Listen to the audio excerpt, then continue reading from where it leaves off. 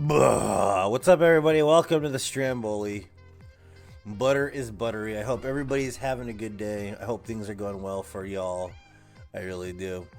How's everybody doing? Welcome to the stream.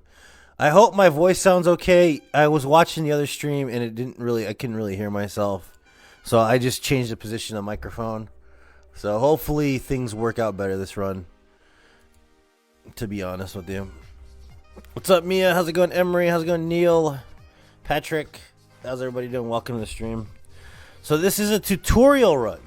So I'm not going to be able to respond to chat like I usually do, unfortunately, because I'll be explaining things. Because when you explain things, you can't really talk to people sometimes.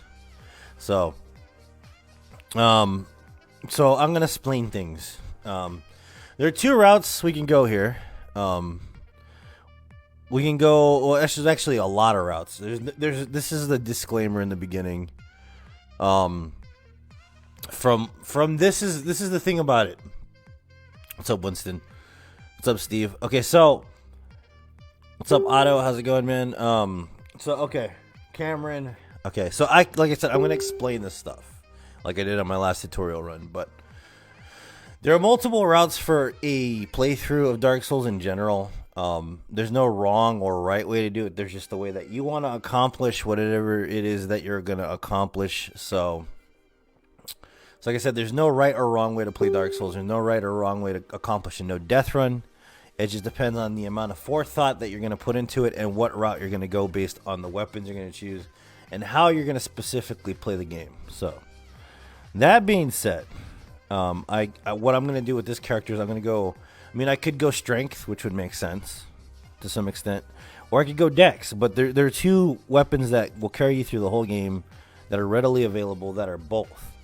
So, what's up, Michael? I'm good, man. What's up, Steve, Seth, Alexis? So, I'm going to let chat decide for this one. Do you guys want me to go strength or you want me to go dex? Which way? Neil, I can't. It'll take years to do that one, dude. Believe me. Strength or dex? Which way are we going?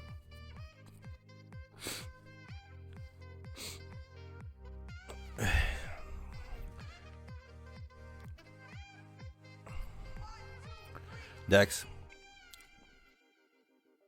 Dex. One strength. Dex. Lots of dexes, okay. Dex, okay. So we'll do dex. I'm gonna be Dexy. Alright. So obviously you can make your character however you want. There's no best starting character, but in my opinion, the most adequate and the most, I guess, geared up character to play as Dex from the beginning is Thief, and the reason why is because you don't select the Master Key because he already comes with Master Key. So if you select Firebomb, he will get Firebombs plus Master Key. So that's one thing that a lot of people don't realize about this this specific class of character. So Dexy. So you get both the Master Key and you get Black Firebombs, which makes the first boss completely useless, essentially. Thanks, Anook, I appreciate it. So literally, you get firebombs and you get the Master Key. Always. Neil, Jesus Christ, man. Welcome to the stream, man. How you been? How's life? How's the UK? Alright. So if you've chosen this character, it's pretty simple, honestly. What's up, Dylan? It's very easy to kill the first boss without even doing the jump attack. The double jump I'll explain another time. What's up, Devere? How's it going? You literally just firebomb this guy to death. This guy, as long as you get behind him, he's not dangerous, honestly. Like, I'm gonna show it off real quick, just so people, what do you call it, will understand. When he does the flying attack, you stay away from him, obviously. If you get right behind him, you can literally just pummel him all day with your fists or whatever. You be careful on the side in which he's swinging. You don't want to be on that side because he'll end up hitting you to some extent. But I mean, literally, it's that simple. This boss is not hard at all. It is a very, very, very, very simple boss. The first time I fought this boss, I had a lot of trouble with it because it was the first time I ever played Dark Souls games. So it's not saying that he's easy to non-Souls players, but to Souls veterans, he's a very, very simple boss. It takes, like, you literally would have to use your fist to actually have a challenge in this fight. Because you only do 2 damage in this game, and you can't get any more than that. But honestly, he's not that difficult to avoid. I mean, that's Asylum.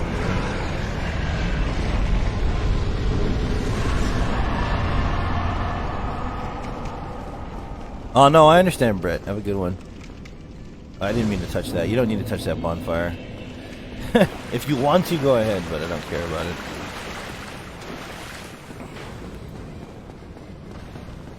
The dragon's a thick boy, yeah.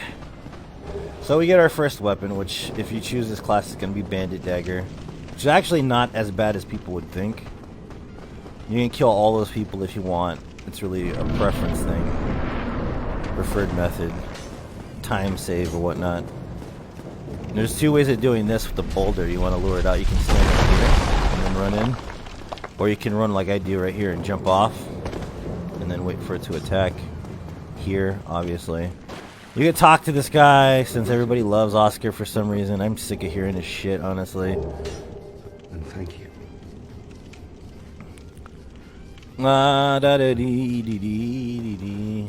Did you give me everything? Yeah, you did.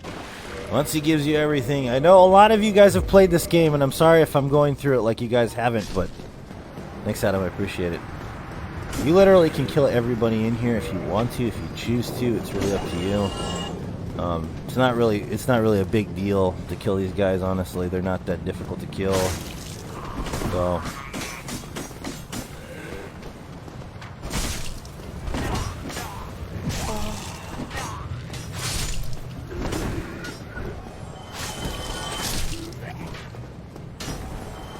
usually it'd be right here, and this is where you do the double jump and then you land on top of them right here. The whole shebang-a-bang, you know. Not that difficult, honestly. First area is not that bad. If it's your first Souls game, it'll be terrible, obviously, but it's not. It's very consistent. I can do it under a minute and 59 seconds usually. Anywhere between 2 minutes to like 2:30 to a minute 59, depending. On a slow day, you get like 3 minutes maybe, but literally that's as long as it takes me. And I've timed it up, so. So we got the Master Key. I usually run through Blighttown, but I'm not going to be doing that because, like I said, we're doing it geared towards people that don't really play on a professional level. We have to check our stats. I think we need 17 decks or 16 decks to wield the sword, so.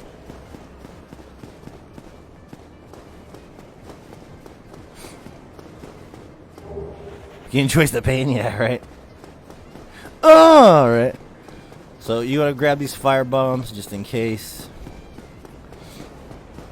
Do the setup procedure that I think everybody knows how to do it already, but I'm still going to do it. I'm going to grab this soul up here just to have like a couple extra levels.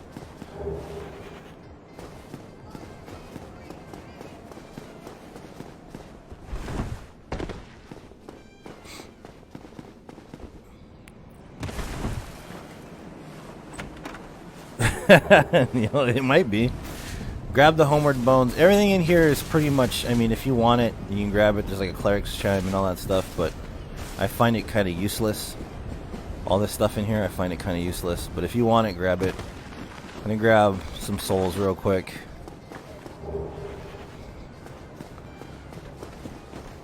Just avoid the skeletons if you can, because they will keep coming back. You cannot kill them, unfortunately. New job trucking locally, nice.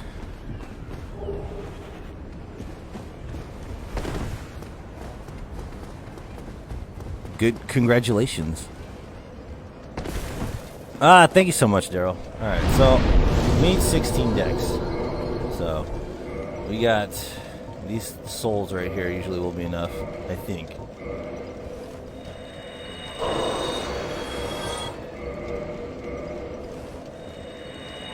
Start tonight, 12 hours a day for 6 days a week. Are you gonna get like reoccurring weekends? I think it's 16 decks. I'm gonna put 17 just in case, and 1 point into strength, just in case something happens here. We got look at the number 666 is the number we got. So running up here is specific. I'm gonna explain some AI exploit stuff. This is always a set pattern. Okay, so I'm gonna explain this before I run up there. What'll happen is when I go up this way, up the staircase, that guy on the right hand side, just below the staircase, will throw a firebomb. The guy on the left hand side will run at me, but there's a way to completely negate him. Yeah, we're gonna go for the Uchi. There's a way to completely negate him to the point where you literally cannot, like, you won't even get hit. What you do is you try to find yourself behind him, wait for the firebomb to dissipate, run past this guy, and then go straight up the stairs. Usually there's a little wedge of space in between the other guy at the top of the stairs over there, which will allow you to run past him. But sometimes he'll jump, which is good, because then, thanks Mikey, I appreciate it. What's up, Zim? So sometimes he won't do it. Sometimes you gotta kill him, honestly. So be careful of that. Sometimes he'll jump over you. He's got 3 different things that he does. So just be aware of that. So we're going to do that. We're going to run past the first guy, get behind him, right? Wait for that to dissipate. There's a guy right here. He usually doesn't hit you. Well, he usually doesn't. And then, like I said, sometimes you have to kill the guy. So be careful. Sometimes you can negate the little space, but he ran too far to the right-hand side, and you got to be able to judge that. If not, you will die, which is not good, because this is a no-death run. So be aware of that. These guys, literally, you just bait their attacks and run past them to the fog gate. Not that bad, honestly. And in this game, you get iframes for fog gates, unlike Dark Souls 2. This guy will stagger you, but if you don't want to get staggered, just run back this way, and he won't. Because even in a no-hit run, even though he doesn't do damage, it still counts as a hit because you get staggered. Those guys you can triple roll past, no problem. And then just roll down here, and they will no longer be aggroed on you. What will happen is I'll let you watch their AI as they do this. Some people don't understand this, but if you watch their AI from the bridge, you'll see them run across. For some reason, you see them right there? They think you're on the other side. So they won't chase you downstairs. They'll go the other way down the Burg for some reason. So they won't even bother you. They'll just stay right there. Like literally. Like they won't even come back. So that means that they won't come back to attack you. I'm going to buy some firebombs from this guy. Now keep in mind, I bought firebombs so that I can dispatch this individual. What's up, Jaden? And when you get the dialogue bar, you will no longer be acting.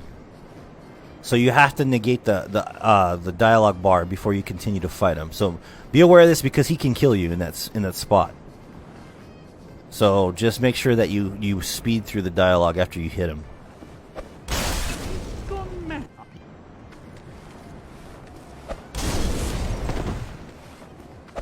And there you go. We killed him. And you get the Uchi, which I should be able to wield it. Yep. With 2 hands, you can wield the Uchi Katana. There we go. We got our weapon. This will be the weapon for the whole game. It's the weapon I used on my last all bosses no death run. It's a pretty simple weapon. It's straightforward. It doesn't hit as hard in the beginning as like this is why, but it's definitely good. The thing you don't want to do though is you don't want to do the R2. The R2 takes too long. See that? The R1 is literally the only thing I will be using the whole run. Poor guy, right? Yeah. I know. This guy will jump at you as long as you stay right here. The other guy won't aggro for some reason until you move past that line. Like I said, learn to fight these guys any way you see fit, however you feel comfortable fighting them. If you feel like not fighting them, if you know how to run through the whole game without getting hit, do it. It's really up to you. I mean, there is this exploit right here that I'm going to use where you get an iframe for opening a door, and these guys can't hit you. So by the time you end up inside of here, they basically, you know, you've already negated any damage. So it's not that bad. You just lure them in one at a time. Sometimes these guys close the door, which is kind of funny, but this time they will not. And he's over there tossing fire bombs. He's probably going to come down real quick. Don't forget your gold pine resin. I'm going to play on 360 with that frame rate in Blighttown is pushing me away. Dude, it's terrible on 360, to be honest with you, Zim. PC's pretty bad, too, unless you get DS fix. There's going to be a crossbow guy up here. Make sure you kill him. If you don't want to just speedrun the area, kill him, get rid of him.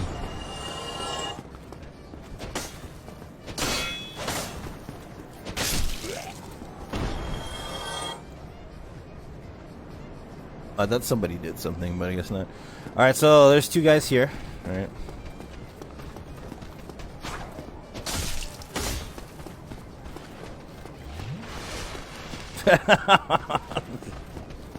Their AI ain't all that smart, so.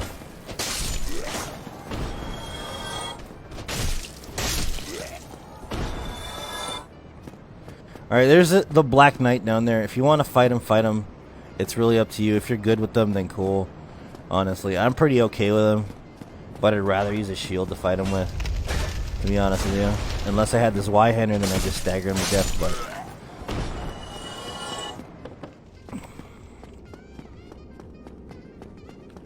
Oh, thanks, Adam. I thought I saw... Thank you so much, man. I didn't see it. I'm sorry. Thank you so much. Thank you so much, buddy. I appreciate it. I really do. Alright, so there is a crystal lizard in here, obviously. And he'll give you shards and a, you know, a twinkling as well. Alright, so there are two methods to this. A lot of people use the, you know, the drop down method. And it's really up to you. Adam, I appreciate the money, man. Thank you so much. Hopefully we get that computer soon, man. But yeah, there's two goons chilling up here. They ain't so hard.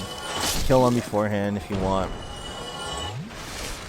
I won't be using the drop down method because I don't really prefer it. I think it's kind of a waste of time. It's cheesy as shit, but you can do it. But I was gonna say this is proof of the balance of Dark Souls 1 to some extent. So like, I was going over difficulty. Like somebody was asking me about difficulty in Souls games like a while ago, and peer pressure. Yeah, that'd be good, man. I hope so, man. It'd be awesome. So, there's a balance in Dark Souls games. Dark Souls 1 specifically is the most balanced game, and this is what I was trying to say. Dark Souls 2 is more akin to like strategy-based stuff. This boss is complete proof that the first game is so balanced. All right, he's a task the first time you play him, and you know like you have no idea how to fight him if you've never watched a video, and it's a blind playthrough and all this stuff. But the method in which you originally defeat him by jumping off and stabbing him, which you can find all kinds of videos about it, proves that this game is extremely balanced when it comes to strategy and not just roll timing. Like, the way I'm going to fight him is kind of like you would fight in Dark Souls 3. So, that's what I mean when I say a balanced game. This is the most balanced Dark Souls game. It doesn't mean it's the best game to me. It just means it's the most balanced game in general. Dark Souls 2 is more about strategy than it is about roll timing specifically. I mean, there are things that you have to be good with roll timing, especially DLC bosses and whatnot. And this is a lot of description, I know that. But this game specifically balanced with both. Usually you should use the gold pine resin on this guy, to be honest with you. But you just got to be careful of his attacks. It's very simple to bait him and run away. I'm just doing running attacks mostly. Sometimes he kills himself. He's not very difficult, honestly. He's menacing. He hits really hard, especially if you just started and you haven't leveled up. So just be careful with him. He's not that difficult. If you have trouble with him, just do the traditional method. Just, you know, bait him over, jump down and kill him. You know, kind of like you did Asylum Demon.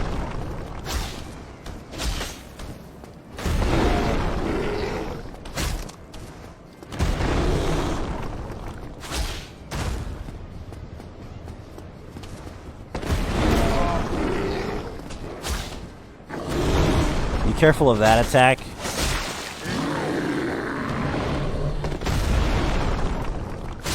Alright, that's pretty easy right there, honestly.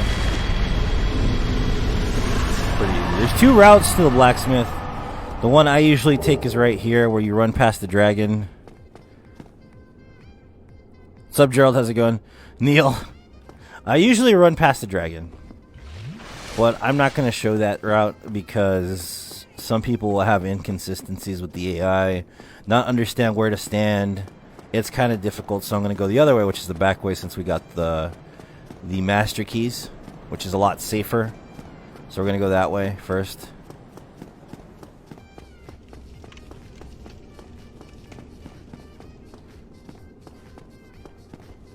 Welcome. Good morning. Good morrow, sir. Good morrow. So yeah, you're going to have Havel down here. You don't have to fight Havel. He's optional. Like, literally, there is no reason to ever fight Havel unless you specifically like armor.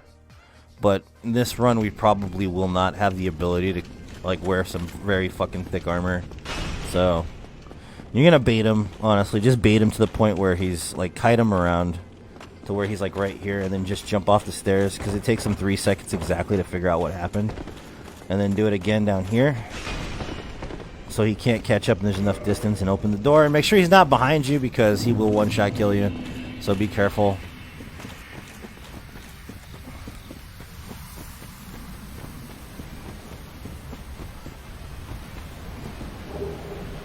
Thank you so much, Adam. You're such a nice dude, man. I appreciate it.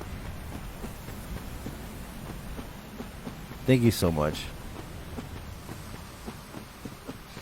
Alright, so this is the part that a lot of people have trouble with, is the dreaded knight. Right here. The black knight for the Black Knight Halberd guy. For some reason, a lot of people have a shitload of trouble with this guy. And I know this because I've seen professionals have trouble with this guy. But you gotta remember, there's places where there's hitboxes. This is the whole reason why no roll is possible. So hitboxes are very specific. With the Black Knight Halberd guy, it's going to be on your right side where he doesn't have a hitbox. What's up, Chad? So you want to lure him up, right? Sometimes he'll do one specific move that will hit you, but other than that, no. If you run on his right side, he will never hit you. I'm not even joking. Every single time. It's like clockwork, right? He will not hit you. If you run on your right side of him, he will not hit you. And as nuts as that sounds as that's absolutely true. And I will prove it again right now. When you come back down, he will be lured, right? When he starts walking back, he will not attack you. But if he stops walking, then he will. His AI starts looping right there. For some reason, he will start looping. But when he starts walking back, you can walk past him. So I'm going to walk past the right side again. Watch. See? Every time, he will not attack me. He will not hit me, at least. He will attack, but he will not hit me. And again, I'm going to wait for him to walk backwards, like Michael Jackson, if he comes back down. Sometimes he gets stuck up there, so. There he goes. Walking backwards, you can run past him. All right, we're going to do it one more time just to prove this point once more. Okay? And it's the same in the kiln, too. The last guy, literally, you run on the right side, he will not freaking hit you. I'm not even joking. Yeah, it's totally possible. I'll kill him right now if you want. So, see? You run on your right side, he can't hit you. Simple. Even if he does a jumping attack. Literally, easy. Easy peasy lemon squeezy. Alright, he's walking back, but I probably should lure him again to get him another attack, because if he goes too far back, he will attack you. You want him to be right where he's at right here when you run past him. So, to kill him, you can kill him down there, but it's better to kill him with a parry or a backstab. I usually bring him up here where there's a lot more room to fight. And I just wait for him to do a swirl, like a twirling move. And that's the only one that can technically hit you if you're on the right side. Just be aware he can also knock you off, so be careful. So he's going to do the twirl move. I'm going to get behind him. I'm going to backstab him. And then he's going to fall off. And he's going to die. It's literally that simple. Like, literally that simple. Like, it may seem like really technically difficult. But once you understand the dynamics of backstabs, it's not that bad. It's very simple.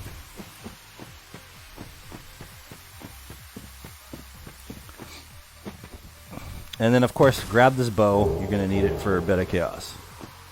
For sure. Or whatever you want to use it for.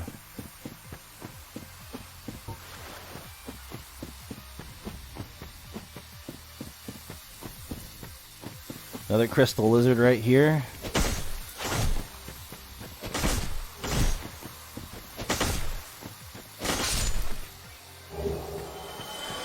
Damn, I'm gonna have to farm some chunks, man.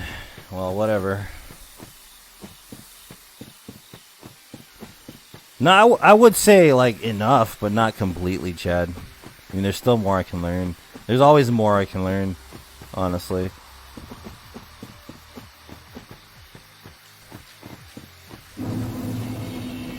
These guys, you don't even need to fight them unless you want, like, you know, unless you want the herbs they give you.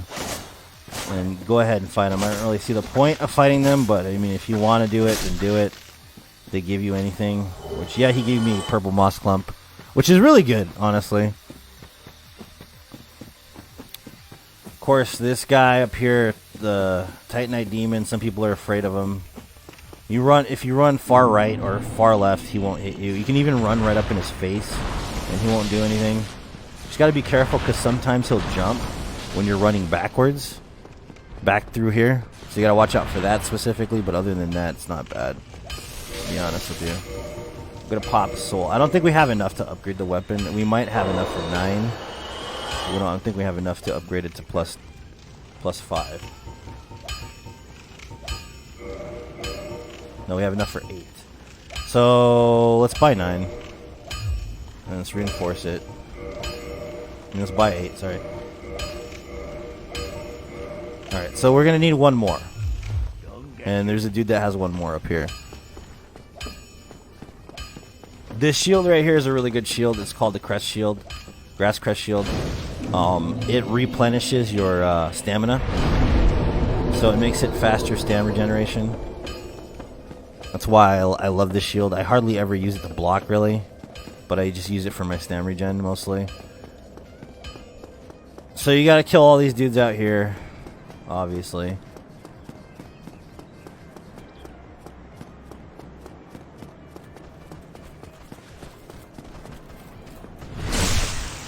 One at a time. Just make sure you get them done. You don't want them lingering around for the next part, so.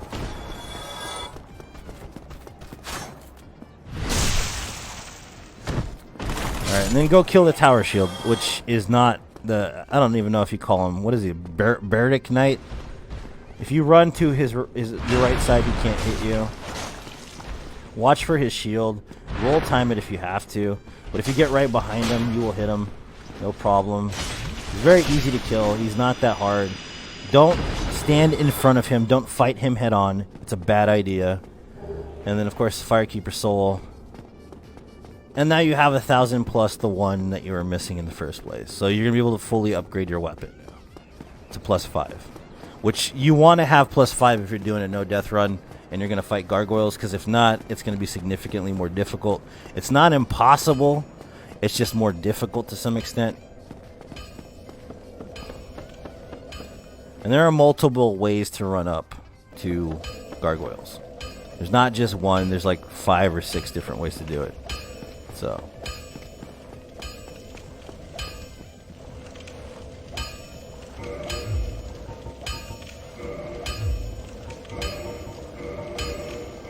there you go, plus 5. Alright.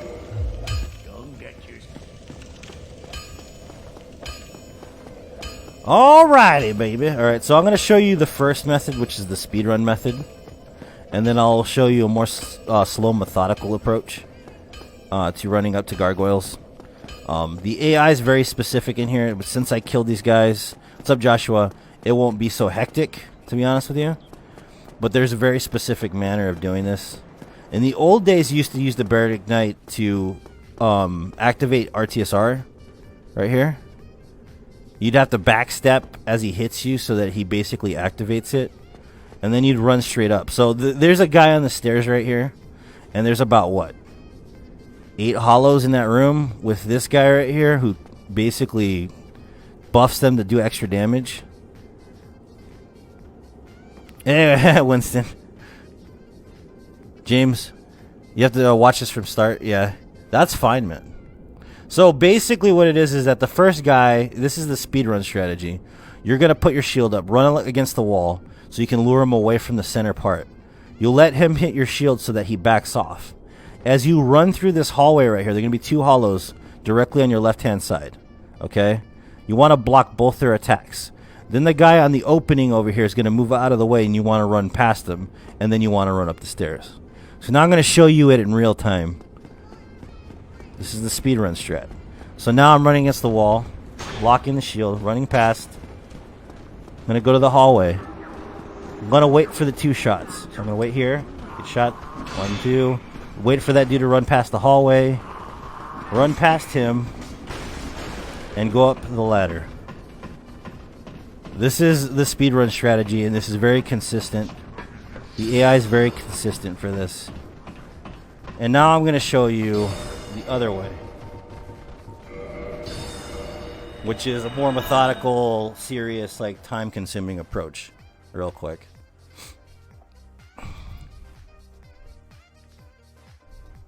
So I'm going to go back out there. We're going to kill all those guys again.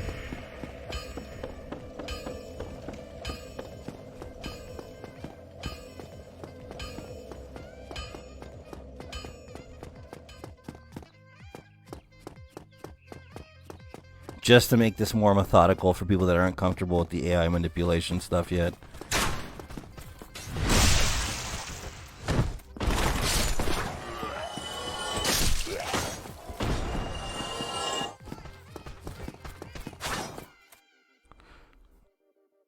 Alright. So this is a more methodical approach if you're not good with just running up shit. You want to equip the bow, which you don't have the ability to use, but you're going to use it anyways. Oh, you should. I guess you do because you have dex, but you want to wait right at this pillar. You want to point the arrow, the center of it right on his head and go straight up into that peak right there, right? And then throw 2 firebombs and roll. To roll backwards, and he'll die. He'll be dead, okay? Now, then you load back up your sword in case you need it. I suggest killing this guy on the stairs. It's a little bit more manageable to kill the guy on the stairs, so just kill him. Just run at him and fucking stab him to death. Alright, now, this is right here, this is a more consistent way of doing it.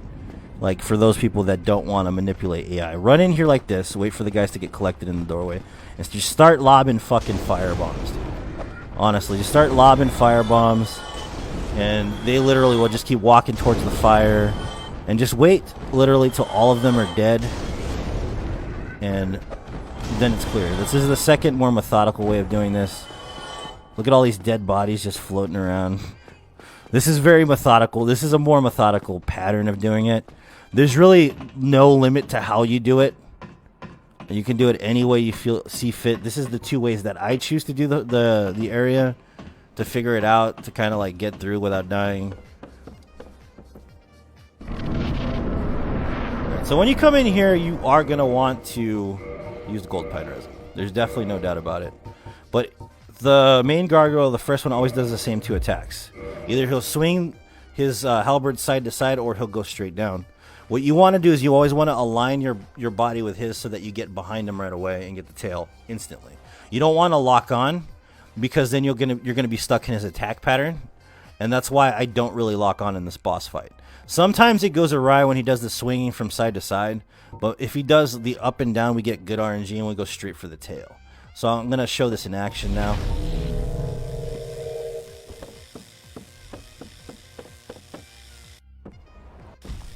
We got good AI. We're going to go straight for the tail, and then you start attacking the face. The tail actually does extra poise damage and stagger, and he's instantly dead. Just unload on him when that happens. This guy's going to shoot flames, run to his side, and just start wailing on him. And then that's a hitless fight. It's really, really, really consistent.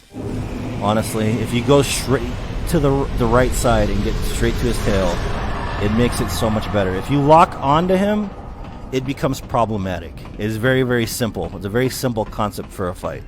You should be able to finish it with a +5 weapon with the pineapple resin within literally like 60 seconds. Like, it shouldn't take you longer than 60 seconds.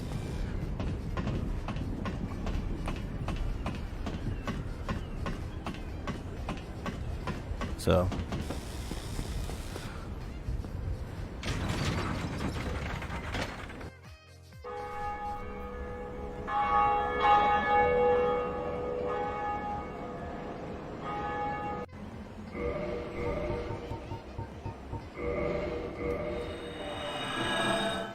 I choose the homeward bone there. You can run to the bottom if you want.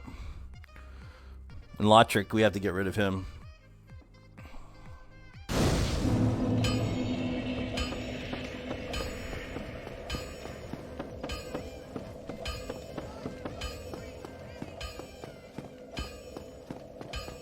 It'll be here, Adam. It will be here, man. It really will be. It'll be on Facebook for later as well. These guys, after the first time, you don't have to kill them again. Like, literally, you can just run past them every time afterwards.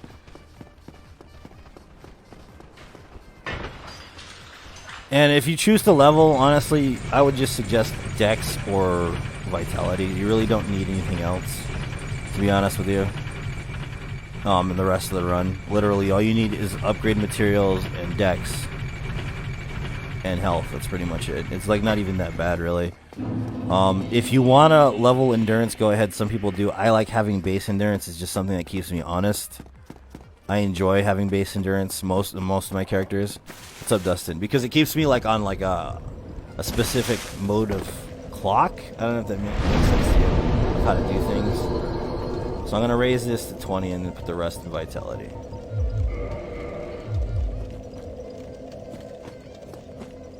Thank you so much, Brian.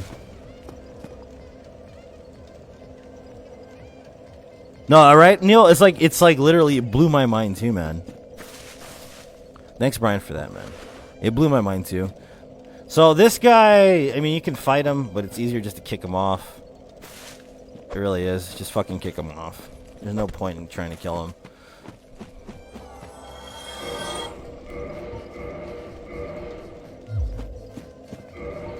And then quit out, of course.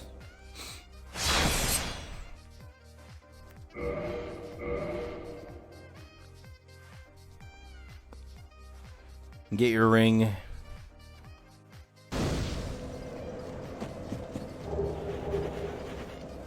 The FAP ring, the ring of favor and protection. So the normal thing that you would do here would be to go straight to Quelaag if you're doing a speed run.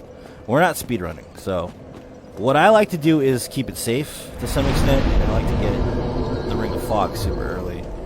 And a lot of people don't even know what the Ring of Fog is, but I'm gonna go grab it anyways. It's literally my favorite ring next to Chloranthy ring in the whole game. So we're gonna run down Catacombs.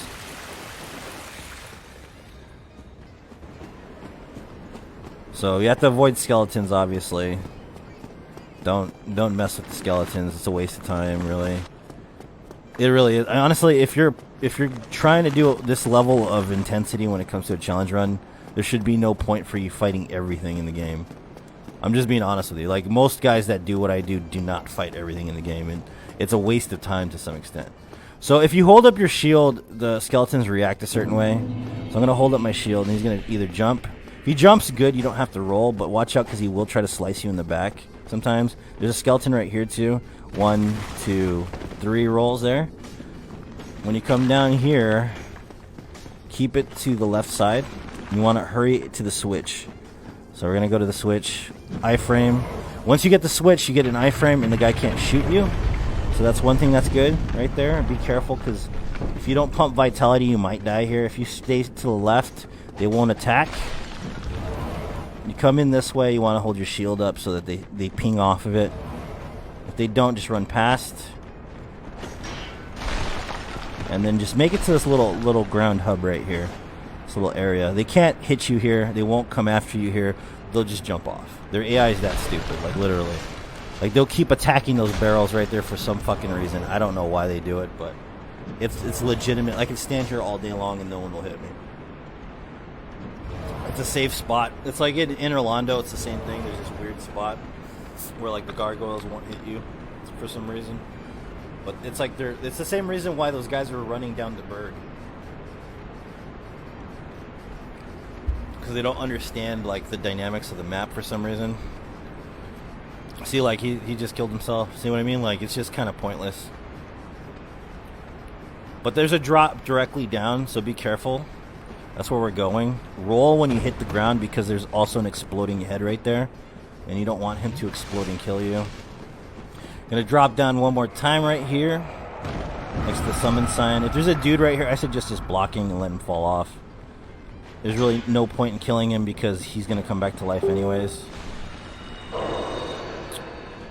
Use a humanity if you want to heal because it's a good healing item. There's going to be one bone wheel that knows where you are right here. The other one won't aggro necessarily unless he's walking back, so be careful. You want to drop down on top of him and then attack him afterwards because you will not be able to hit him for some reason while he's on the ground. If the other one happens to see you like this one does right here, be careful. You can still run past him pretty easily though.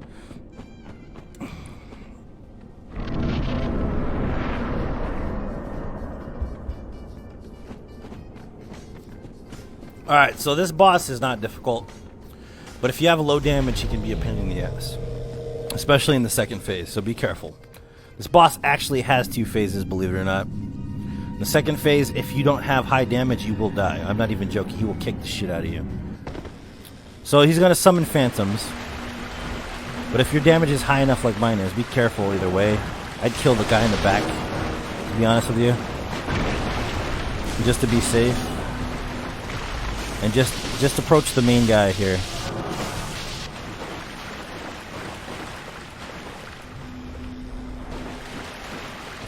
And then usually about like less than 10 strikes he's dead. So he'll give you a mask and you'll also get the Kindle right. So Mask of the Child, nice. More stam regeneration is what that's for.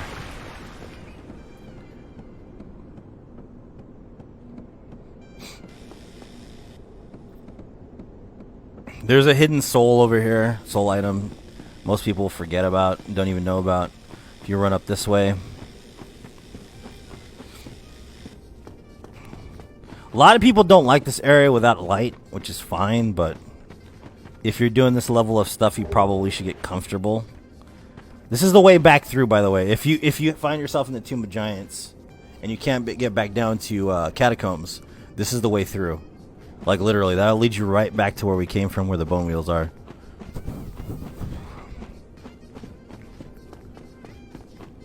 We're going to go back to where we started from. This is difficult to navigate. Make sure you look to the left there, because if not, you will fall off. This one has a bridge across it, so I run across, of course. There's going to be a skeleton. I'm going to roll past him, but I'm going to roll towards the wall. There you go. And I'm going to follow the wall and get down the next light. And then go to the next light. And then you turn right. There'll be 2 skeletons. Roll past those guys. Go down the next tomb. Yeah, they do stack. There's going to be patches here. I'm just going to jump down. And you can survive. And there's extra souls down here. As well as what we came here for, which is the Necromancer's Lantern. And we'll just go home. Yeah, they do. They stack. Believe it or not, even the ring, Emery. It's ridiculous. It's a ridiculous thing, to be honest with you. All right. So now we got lots of souls.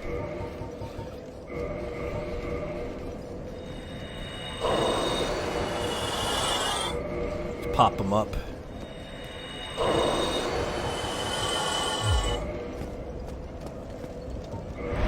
We're gonna raise Dex to 25. And we're gonna put the rest in Vitality, which is 18, which is not bad. Yeah, no, they do, man. You can have a hyper stamina build. It's ridiculous. So we're gonna go back to the Asylum now. And we're gonna get the ring. The Ring of Fog. So doing a new graphic. Thanks, James. I appreciate it, man. So obviously, if you guys know how to get to the Asylum, cool. Some people don't know you can even get to the Asylum. But it's totally possible. You just come back this way through the top. And there's a little ledge right here. It's good to know where the Asylum is because it's the only like actual chunk slab you're gonna be able to get in a regular game. So it's good to know that. Slab finishes a weapon off. You're gonna curl up like a ball here and wait 60 seconds in the nest, which is funny.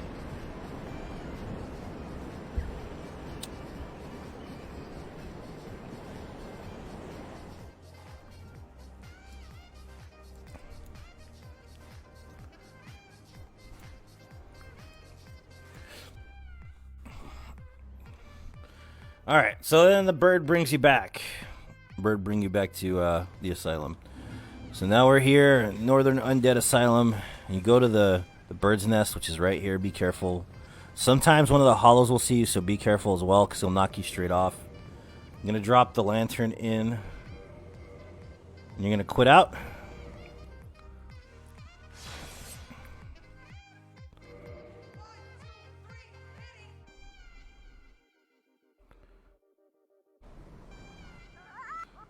And then you will have the Ring of Fog right there. Homeward bound from this point, so you don't have to crawl back out.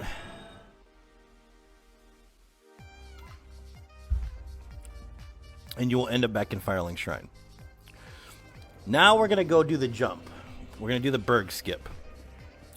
And I don't ever teach this to anybody, so you guys should feel privileged. Most people don't even know that it even exists. But you run back to the Burg, the same manner I was telling you before. You can kill these guys now because you have the power to kill them easily. If you feel like doing so. OBS disconnected, guys. If I'm behind, I'm sorry. Just go back and reload the stream. Should be good. What's up, Ben? How's it going? So we're back here where we started. Okay. I'm gonna show you the Burg skip. Most people won't show you this because they're afraid of you learning their arts and trades and whatnot. But I'm gonna show you guys. I'm not afraid of it. Most people won't even attempt this kind of shit anyways. I'm not really terrified of it. But people that want to learn it, I mean, might as well, right? I mean, who's to say what you can and can't learn, right? I'm not gonna be the person, but all right. So we want to make sure we have humanity on us. I suggest putting the Ring of Fog on. You don't need to, but it makes the AI less aggressive. To some extent, makes you invisible, so it doesn't really affect the AI the same way. Now, there's a spot specific to this. Okay, it's weird, right? So I'm going to take the ring off just to show you this part, where the feet are. Alright, you would think that you could just roll straight right this way, right? And it would work, but it doesn't work that way because of this bar. This bar will hit you and you'll clip and then you'll fall off. Okay? You basically have to find a different way. You can't do it straight away. You have to be like kind of to the corner here, in a way. Usually, see, I just hit the bar. See, I just hit the bar. Hit the wrong way.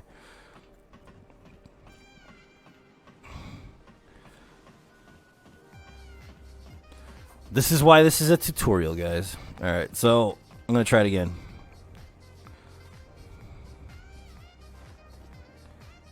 Oh, we almost got it that time. I'm looking like a scrub here, guys. Forgive me. I've done this a billion times. It's a weird spot, and it takes a lot of feeling out, and I probably could have done it the first time if I would have done it right, but there you go. You end up on there, right? What's up, Jaden? How's it going, man? You end up on here, right? You're going to put your ring on if you're going to use the ring.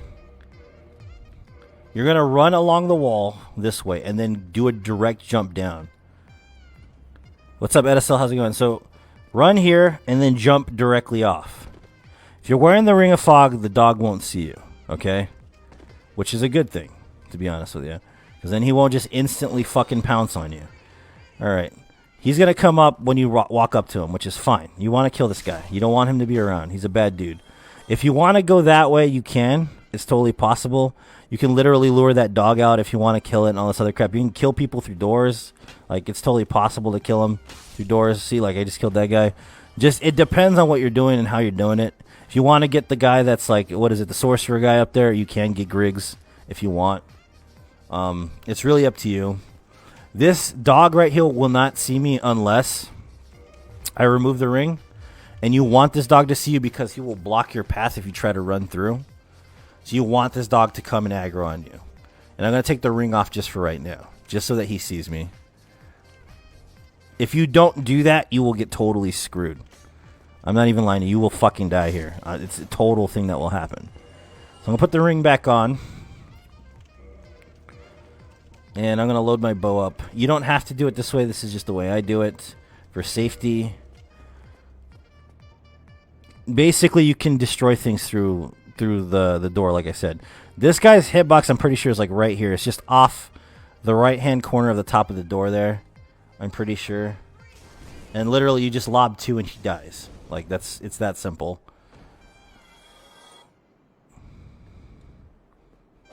Same here, same thing. Just figure out the positioning of where you need to throw fire bombs. Pretty simple concept, right?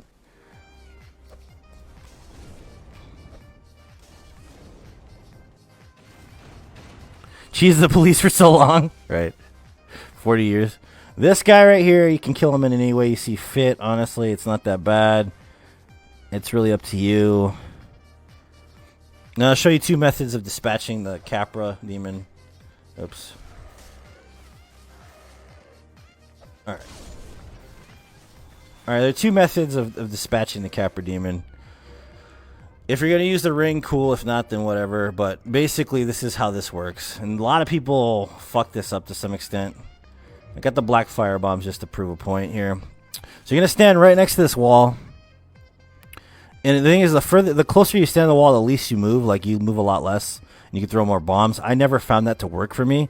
I always found for it to, like, actually get in the way to some extent for me. But you go this way. You go straight. You want to count the 4th tile in. And you want to go straight up. Like that. Right? And then toss a firebomb. And it'll hit Capra Demon. You won't even have to go in there.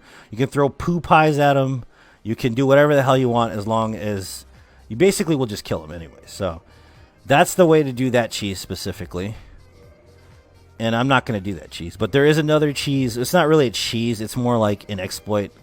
Since we got the Ring of Fog on that you can use. The dogs will not aggro on you once you go in there. But you can't walk past literally the beginning of the fog gate. To stay right there the whole time, because if you don't, the dogs will aggro. So you just want to stay at the front of it the whole time. And people like freak out when I did this the first time. They're like, how'd you do that? But this is genuinely how I do it. Let me throw some humanity on there. So you're going to use, of course, the gold pine resin. You're going to walk through and he's going to do 1 of 2 attacks. When he does that, he does a jump. You just want to roll backwards like this. I want to be against the wall. I'm going to roll now. Attack him. 1, 2. Roll. 1, 2. Get behind him. 1. And that's literally Capra Demon. That was a hitless fight. Alright. And literally, as long as I stay right here, the dogs don't see me. Look at it. They just stay there. They don't move. It is legitimately that easy to fight Capra Demon. If you figure it out right. There's a trap here, so be careful with the trap. It's like a pincer type trap thing. You're going to run straight for this guy, or you can kill him with fire bombs or arrows, or however you see fit. Honestly, it really doesn't matter to me. As long as you get it done, just get past that guy. Open the shortcut.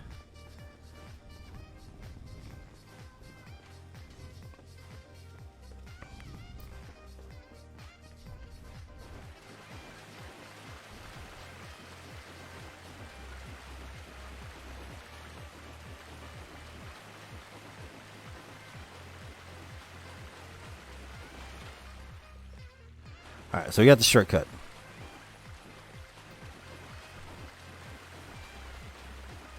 I'm going to buy some poison arrows here, just because I like them. Especially for the next area.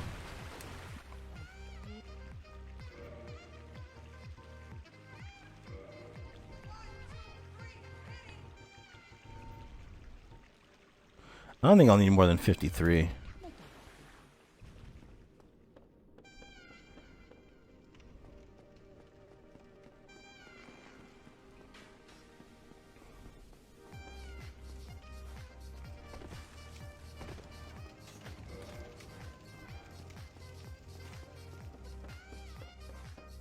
Butter, I like butter.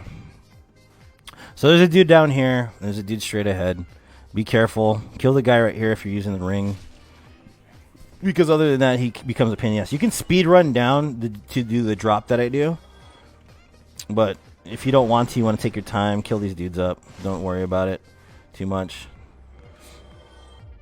I'm going to kill these dudes with firebombs so I don't have to get close to them. Honestly, I don't like getting close to people with fire, especially these fucking hollows are the worst. So I'm going to use firebombs on them. I don't even give a shit. I'm going to use the bow here. You don't have to. It's really up to you. And I'm going to use my poison arrows.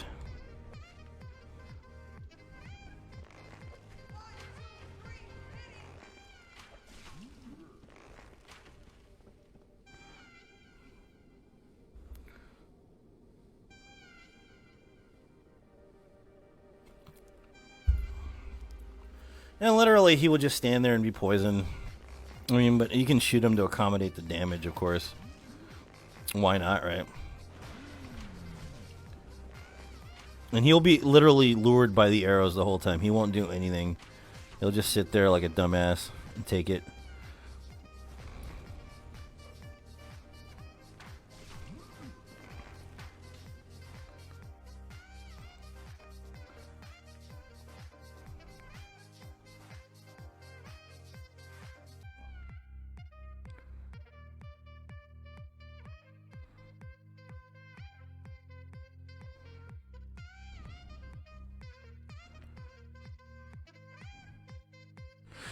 Pissed off so bad he's breaking furniture, yeah. Just let him die.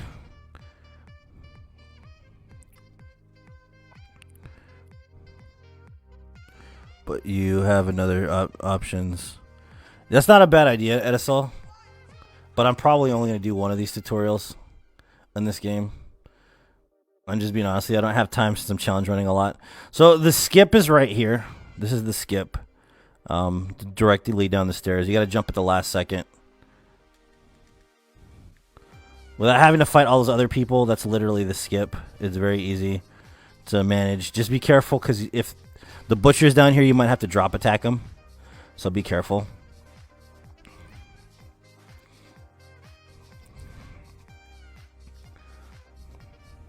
Oh, of course. You waste my damn firebomb, dude. You can drop attack this guy, jump attack, and then drop right down on him and instantly kill him if you want. It's totally possible. It's called a double hit.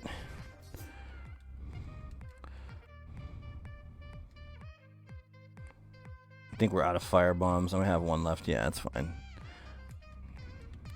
Firebombs are better for this area because you can kill the rats without getting next to them. You can also use arrows, I guess. But no. See, this is dangerous because of the poison in this area. So be careful with this shit, guys.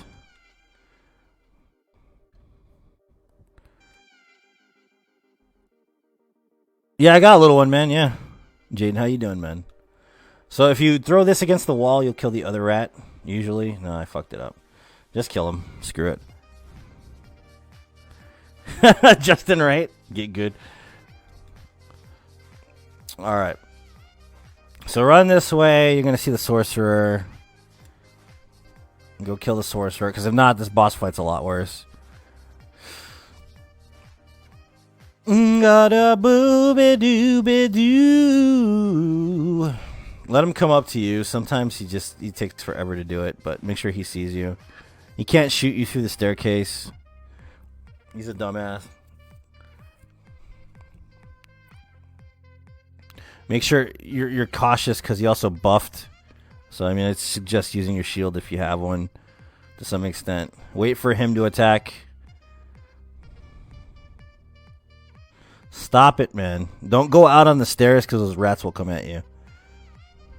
What was that? Here. If you go down those stairs at all, the rats will aggro. And you don't want that, because it's a bad idea. Usually two-shot him with a +5 weapon. Pretty simple. And he's dead.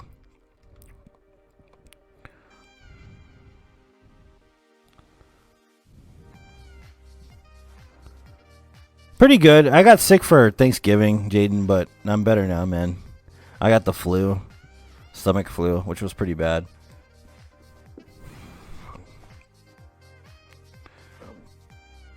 So now we're going to go directly down to the boss. And I would just use the slippy slide right here. Make sure to stay on the left side so you don't fall off and die. It's very simple. You don't need the bonfire. If you want the bonfire, go after it. I don't need it, like, ever. So, I'd kill that rat, too, just in case. I'm going to buy more gold pine resin from this guy. He sells 3 of them. I do post to YouTube. No one watches YouTube, Ryan, for me.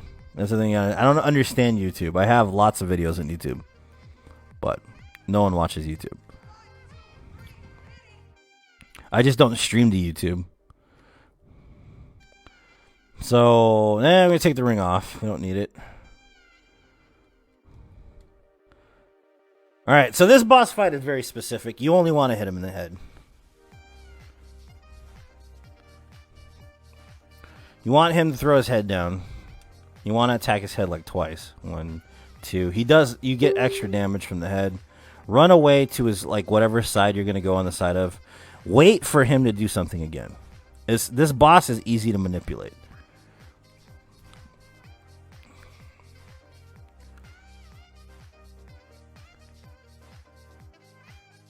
So we're going to wait for him to drop his head, which he's doing right now. And go and attack twice. You're going to run straight. You're going to watch his body language. And you're going to wait for him to stop. And then you're going to attack him again 3 or 4 times. And then run away from him the same way you did before. And wait for him to drop his head again. Attack him 2 or 3 times. Run away from him. This is literally, this boss is literally Easy Souls. Is like Forlorn Night Gaming, Ryan. If you look up Forlorn Night Gaming, you should find me.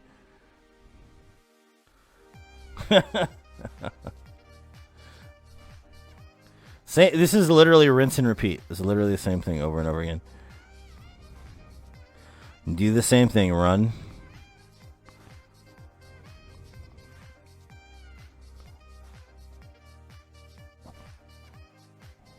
There's no point in cutting the tail off. I don't collect like stuff, so.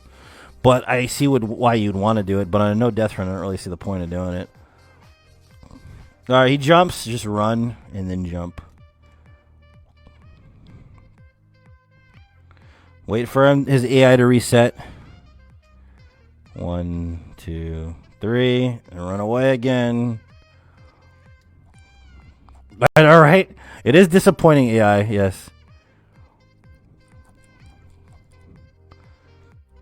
YouTube is weird. I don't understand YouTube, Jaden. That's the thing. I just don't understand it. It's fine. I archive my runs on there, so it doesn't really matter to me. It's mostly what it's for is archiving. All of my friends are here on Facebook. Same deal, run. Everybody tries to stay right up in his grill. That's why this boss gets oh, he's terrible. It's hard. It's because they're always trying to like be up in here when they're fighting him. You know, and he'll literally kill you just for standing there, so. That's literally that boss. It is that simple. Yeah, I stuck to his leg. That's usually what gets people killed.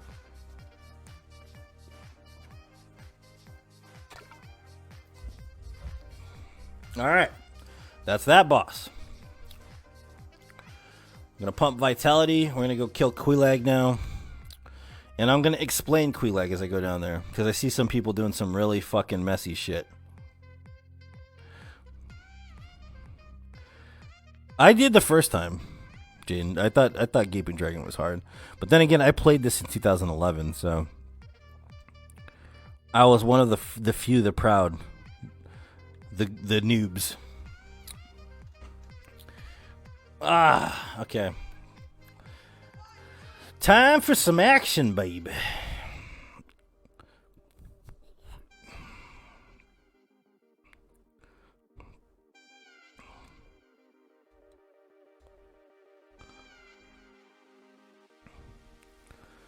Ah da da da da. Ba da da da da da da da da da da da da da. There's good souls around here. Don't get me wrong. Like, but since we didn't grab them since the beginning of the game, you don't really need to. So the mechanics, I didn't, Jaden, at all. Like, honestly, I had trouble with that boss. I had trouble with that boss, and I had trouble with what was it? The Four Kings. The Four Kings was the bane of my existence for many years. And now I can basically just run circles around them. If you go in there and get that shit, that dragon comes to life. You know this already, but you can grab this soul item and he won't do shit. So, what's up, Leslie? Welcome. The Four Kings used to kick my shit.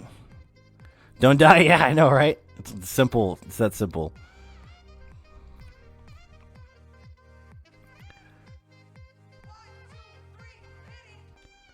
I'm good, Leslie. How you doing? What do you guys want me to play next? You guys want me to play something else? You want to play like Chill Hop, Vaporwave, something like that? What do you guys feel like listening to? So these guys right here can ruin a run, even though it may not seem like it.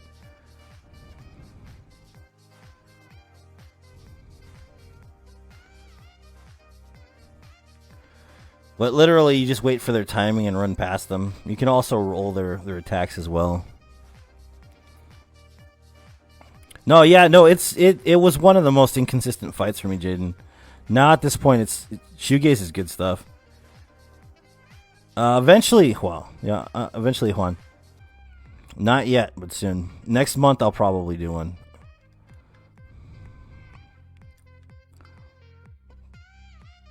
So I didn't explain the drop down at all there. Just follow my steps, and you'll be able to drop down there, no problem. Especially at Dancer. Simple, but you make it look... It's because it's all going on in my head is the reason why. Like, most people don't realize that what goes on in a guy's head while they're doing something. You know what I mean? Like, this is literally like I'm answering questions while I'm thinking about all of this shit as it's happening. And most people don't understand that. They're just like, see me doing this. And they think like... Sometimes people think it's a recording. That's another thing. Like, literally. They think it's a recording sometimes. And I'm like, really, dude? Come on. Like, what is it? I've been accused of safe scumming twice, I think, in my career. But, like, literally, like, right here, like, I have this new controller, right? Like, this is me. This is definitely me doing this. You know what I mean? Like, it's weird. Like, people just think I'm just sitting here not doing anything. I do one tutorial a month, man. So, this will be my monthly tutorial right here. And we got the purple moss clump, so we're going to use it. Now I can explain the dynamics of this fight. Most people will go in there and do some shit I've seen that I necessarily don't agree with. And I'm like, that's sloppy, sir. I'm not even going to lie. I watched some shit and I'm like, that's just bad. Like, how can you beat the boss when you're so bad? I know, right, Jaden? Well, that's the thing, too. Like, the thing you gotta understand is I failed enough on stream for people to know that I don't save scum. Like, the other tutorial, I failed twice. And then I made it through. Thank you so much. Alright, so this boss fight right here, okay. What are you talking about Derek for, man? I haven't seen him fight Queelag in a while. But I've seen other people. I was watching Twitch last night, Adam, and I'm like, holy crap, dude. Oh, you're calling him. I thought you were saying Derek. Oh, okay. But, okay, so this boss does one of two things when you open up. She'll either jump at you or she won't jump at you. Those are the two things she'll do. But you'll always be able to get at least 3 hits on her side. What you want to do is watch for her specific body language. And I'll explain it as I do it real quick. So I'm going to buff up and run in. And we'll see what she does. If she jumps, I'm going to run to her left side directly under her. Oh, okay. I thought you were talking shit, man. I was like, don't be mean. Alright. So, are you going to jump? Yeah, she's going to jump. So I'm going to jump right here. I'm going to turn right here. I'm going to attack her side. She's doing that. It's not good. All right. So what you want to do is you don't want to stay too far away from her, but you want to lure her in. So you want her to come at you, right? And as long as you stay right here in this little pocket, she will not hit you. I'm not even joking. She won't hit you. It's weird, as weird as it is. It takes a lot of confidence to do it. But knowing exactly when to move is very important. So as long as you stay in here while she's swinging, she will not hit. Just make sure you don't overexert yourself while you're doing this, because you still need the ability to roll away. But if you're in here at all, you don't want to get under her, by the way, then she will not hit you. As weird as it looks, you will not get hit.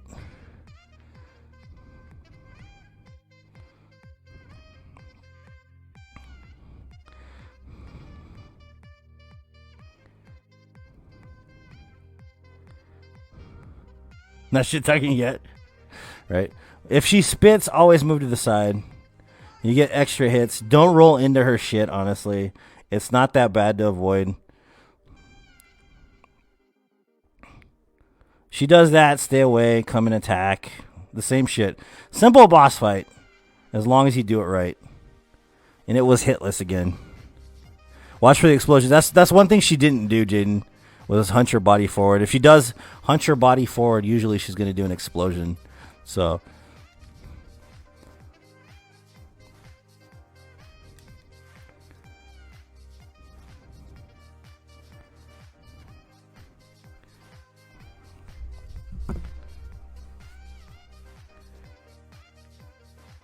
all right, so we got the second bell. No, I greatly enjoy it too, man. That's the thing. Like, it's a great game. It really is a great game. Like, in my opinion, it's definitely. I think this is actually the best game of the decade. I'm gonna be honest with you. This is the best game of the decade, at least in my opinion.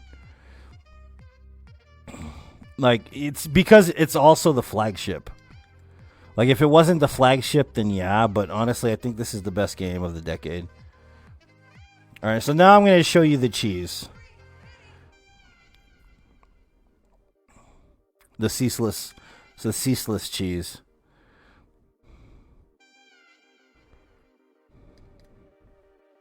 It is a very special feeling, you're right.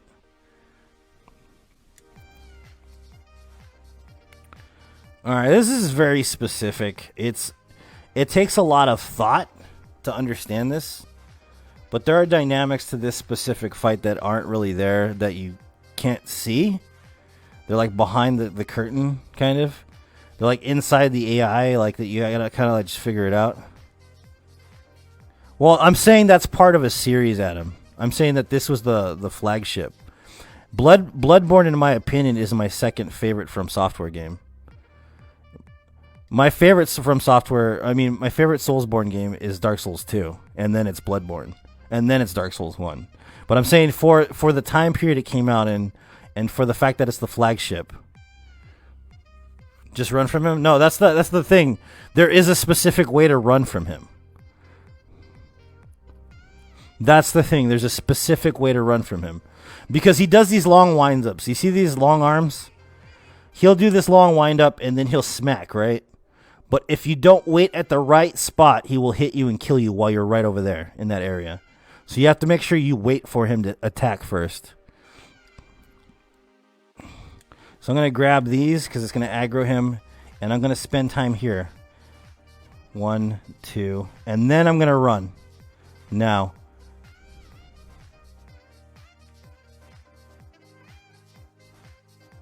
Because that means he strikes behind me. So if he strikes behind me, I have a window of time to get around the corner here. If you don't do that, he will fucking smack you. I know this for a fact. Make sure you clear enough distance. Keep running. Obviously. And there's a specific spot to stand on over here, because if not, you will die either way. Like, some people don't know this. You have to be right up against the fog gate on the left-hand side right here. Right in this spot.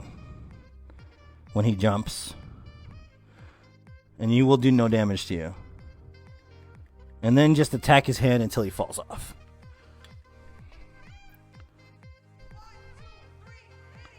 There you go. He dead.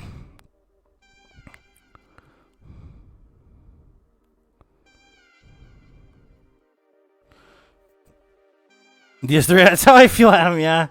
To some extent, me and you are in the same boat there, man. Yes.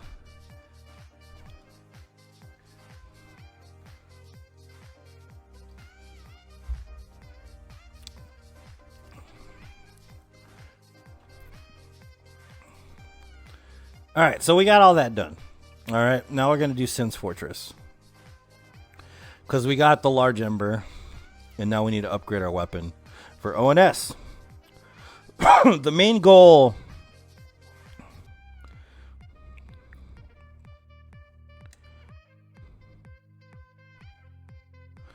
Oh, okay, Jin. Yeah, do it, man. Definitely do it.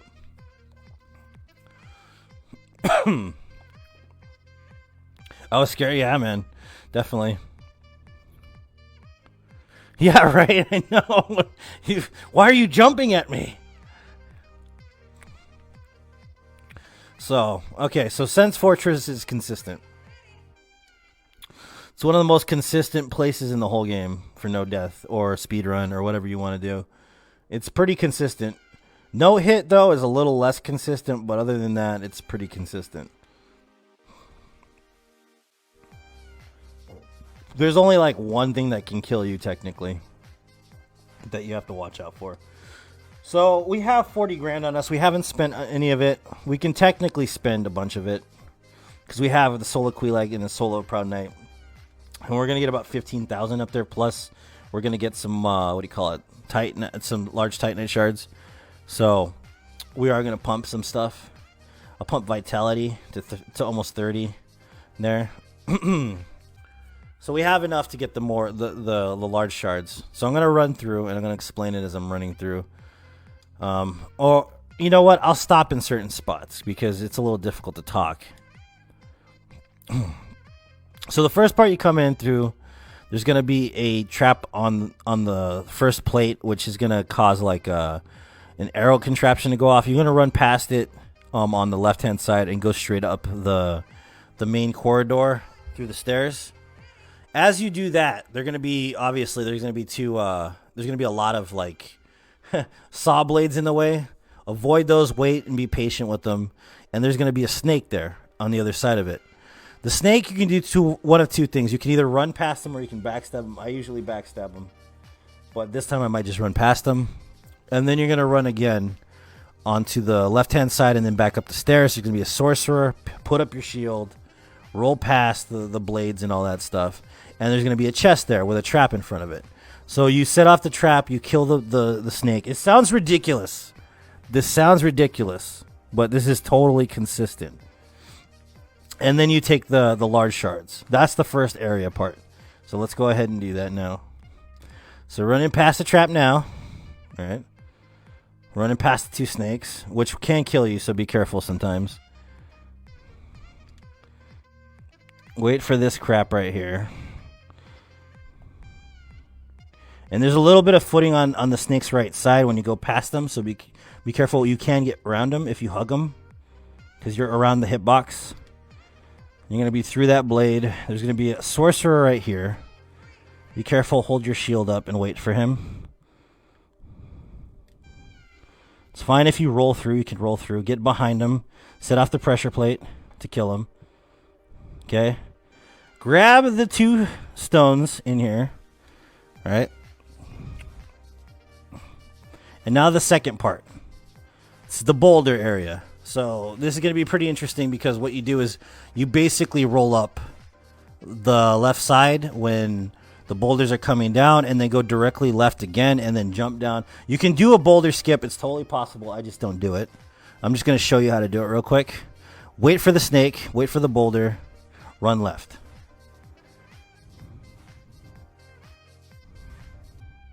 Go through the fog gate. Run past the pressure plate and stay left. A boulder won't be here yet if you ran all the way through. Drop down. Go left again. And you'll be in the room with the elevator. This is also a mimic, so be careful. If you want, there's a lightning spear in there as well, though. I mean, lightning spear is actually pretty decent. The snake's coming. Of course he's coming. So we're just going to hit this elevator. Be careful, because these guys can follow you. And he's going to kill himself because he's stupid, but... Run out here now, because if you go too far up, what happens is you get hit by spikes. Go directly right.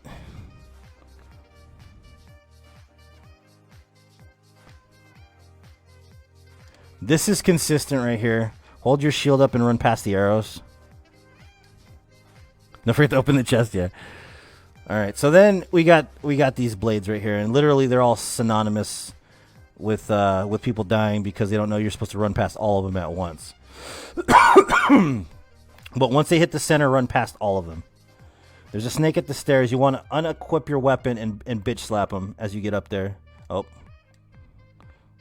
Be careful, because he can do 3 different things, but the guide is basically just to bitch slap him. It's my favorite thing in the game. Run past the blades and go through the fog gate. And voila, we're at the top of Sense Fortress. No fuss, no muss. Re-equip your weapon.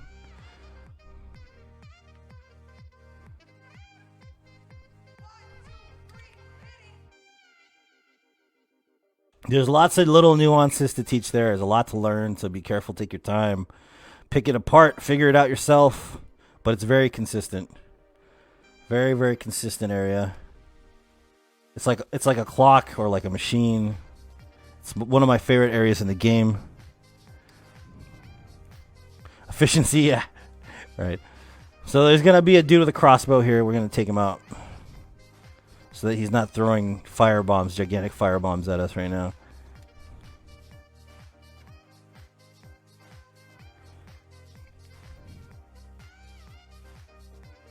Winston, right? So this guy, he's got weird AI. Sometimes he freaks out like that. Be careful when he freaks out like that. Because he can kill you if you have no health. So be careful. It's better to poison him, to be honest with you. You can kill him this way, the way I'm doing now, and I'll show you another way to kill him as well. Alright, so let's go show you the other way. You walk up, kill him, whatever, right? Or you can use a bow, which is just, it's actually much safer to kill him with a bow. You wait for him to do something, and then you just shoot him right here.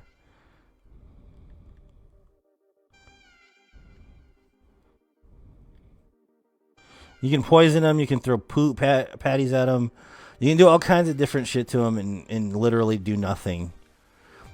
Like a no hit would suggest you probably poisoning him, to be honest with you. With a poop pie or something. He takes exactly 2 or 3 poop pies, I think. But he's not hard to kill. He's pretty simple. You need him out of the way. It makes things a lot safer.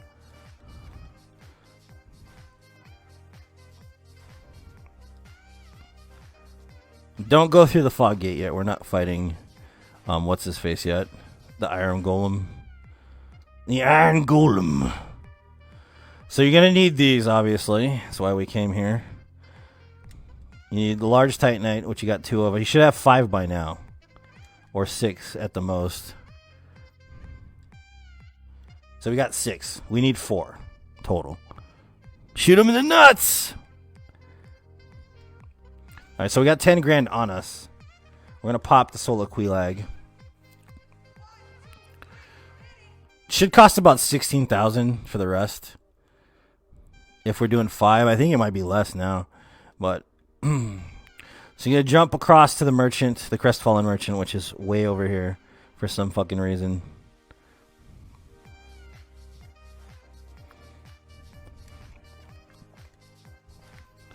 Purchase item. We need large Titanite.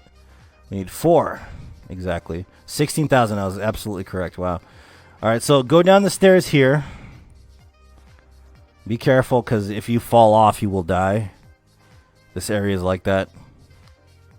So just stick to the wall as much as possible. There's going to be a sorcerer snake, a casting snake down here. So be careful. You want him to cast at you before you run past him. And the reason why you want to run past him is for specific reasons. Let him cast, run past. Very simple to remember that. Grab this, which is the cage key. Watch out he doesn't instantly kill you because he has the ability to do it. And just run back up the stairs because he's a fucking idiot.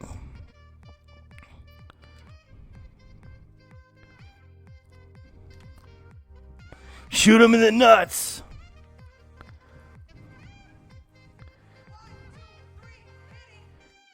Easy to die there. Yeah, it's true. It really is.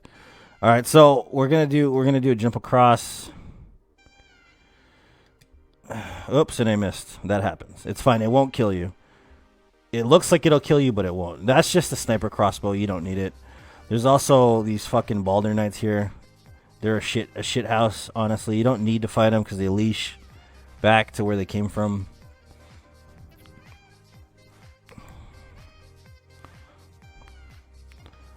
So we're just going to go back up to where we came from. And we're going to go along the side that... So there's a contraption right here, what we're going to hit.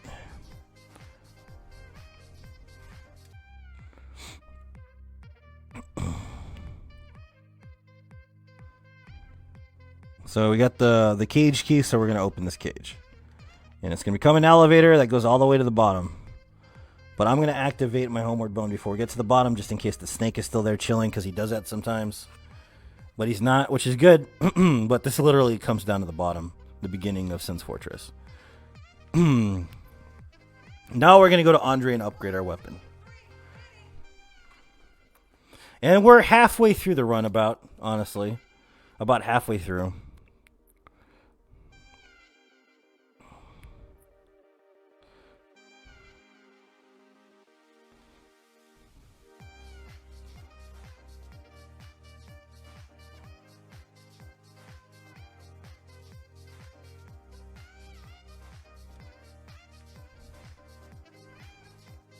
There we go. Now we have a plus 10 Uchikatana. But the problem is that we need it to be plus 15 before you go to ONS.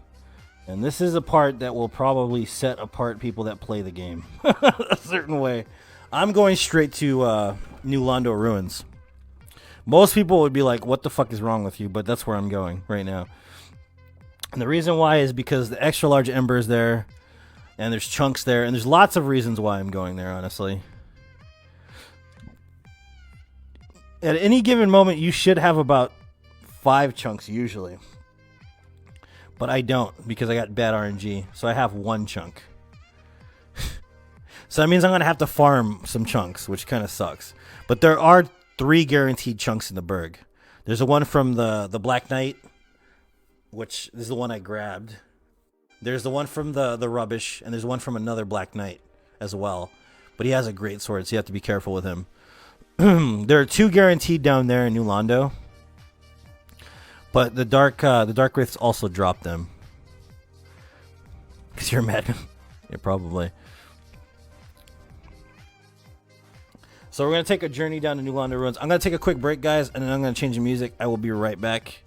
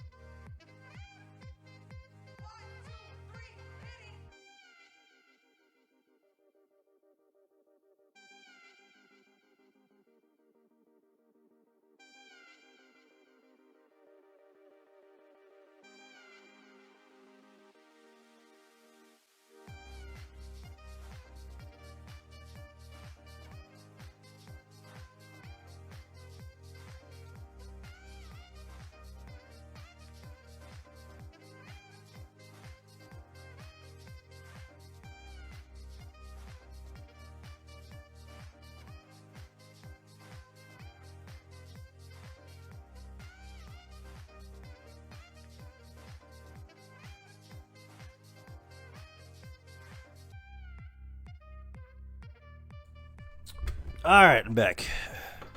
So I'm going to show consistent strats for getting the key. I have 30 arrows, that's perfect. So we're going to go down to Nulando.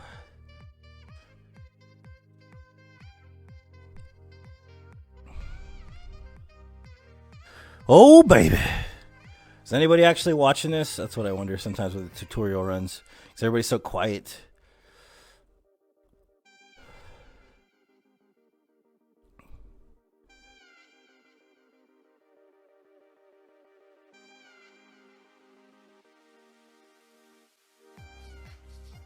Ba-da-ba-ba-ba.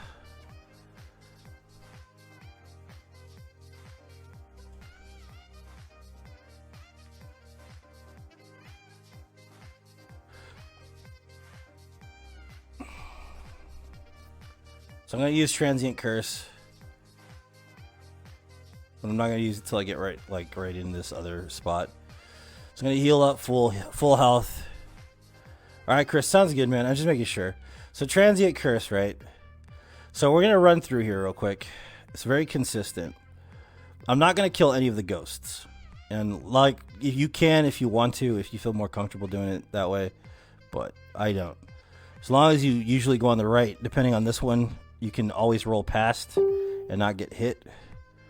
If she does that, just roll.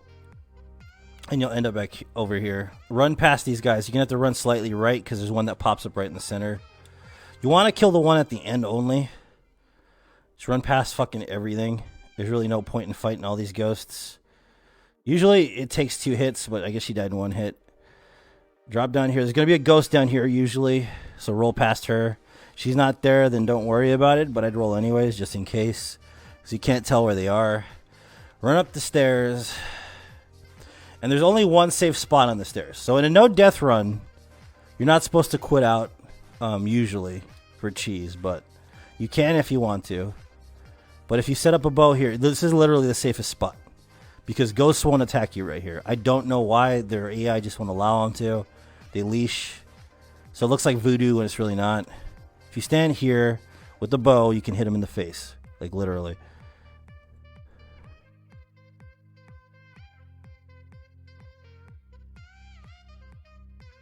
And he's poisoned anyways, which is good.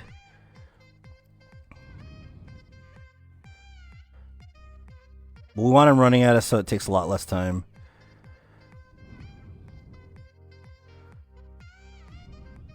Try to get headshots if you can get them.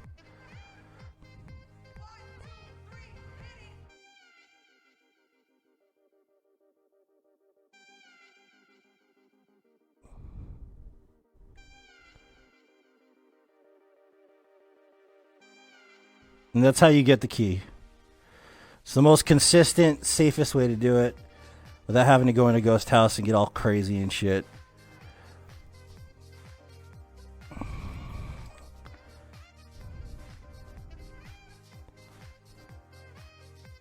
think Adam was asking about that last time. Be careful, there's a shitload of ghosts around here, guys. Seriously. Be careful.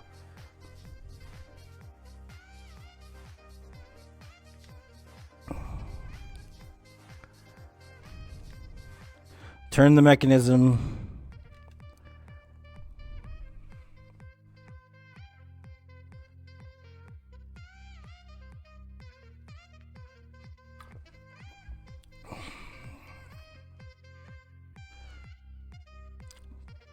Alright, so this is weird right here. You can fall directly off this and not die. Which sounds like it's not possible, but I would suggest putting the Ring of Fog on first. If you fall right here, you won't die. I don't know about anywhere else, but you won't fall there. They won't see you if you're wearing the Ring of Fog. If you're not good with having this two-handed, I'd suggest leveling strength until you have the ability to one-hand it. But this guy won't see you literally unless you walk up on him. So now he'll see me, and he'll drop down right here. You can use your shield to block his shit. But you want him to do this straight so you can backstab him. You can manipulate it by going further away from him. Like the further away you are, the more he has a chance of doing it. Watch out for that spinning shit because he can knock your shield back. Be careful. You want him to do that move specifically. If he's going to do the grab, it's fine. You can backstab him again. No big deal. It takes him a while. And I think we got a chunk here. Yeah, good. Good. You're going to run up the side here and go all the way to the other side. The other Dark Wraith won't do anything until you backstab him if you're fast enough. You just get up behind him and backstab him real quick. Put your shield up if you need it. Wait for him to do something. And then backstab him again. Or not. Excuse me. I fucked it up. But you get the picture. That's fine. And he's dead too. Alright. And he gave me a chunk, which is perfect. Alright, so we get the large soul. There's going to be a Dark Wraith on the left-hand side. Kill him first. Because he will follow you all the way up. So be careful. I usually just run past him. Get behind him. Backstab him. Wait for him to reset. No, we haven't done Sif. We're going to do Sif next.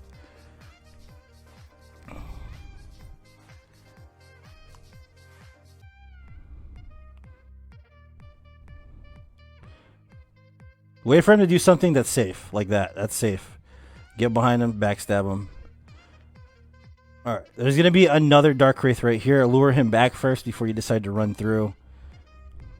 Don't let the blob kill you either because that blob is a piece of shit. Like literally. Not figuratively, literally. Piece of shit.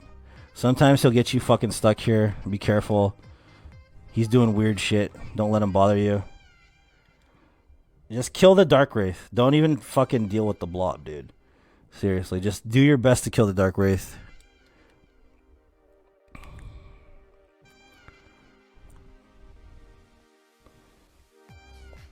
Alright, he's dead.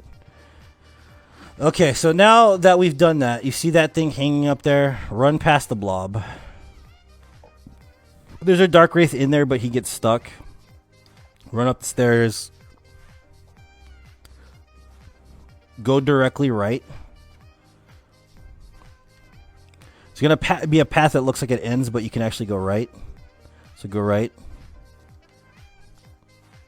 And then you're going to go up another set of stairs after you go right one more time. And then there will be the extra large ember on your left-hand side.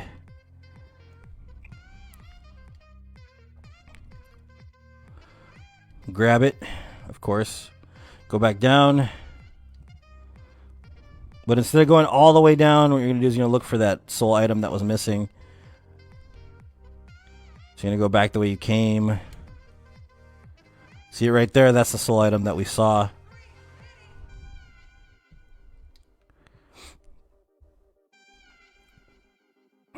And grab it. And once you grab it, all you got to do is jump off. And then run through the center where you... past the point you came from, the opposite area. And there will be another Dark Wraith right here, so be careful.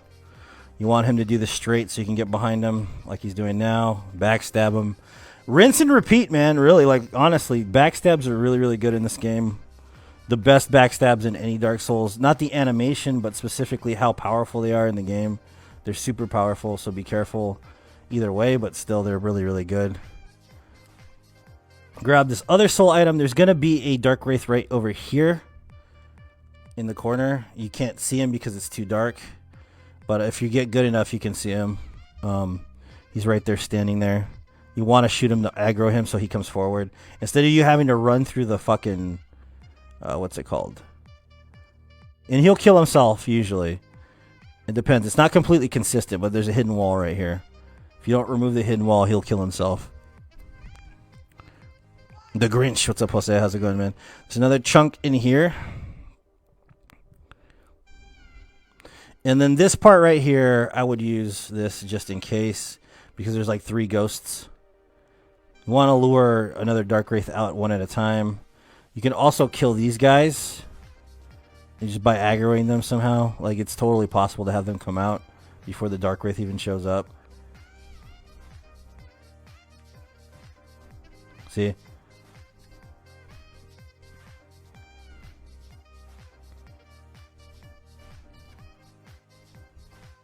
I mean, if it's safer for you, do it. If not, I don't really care.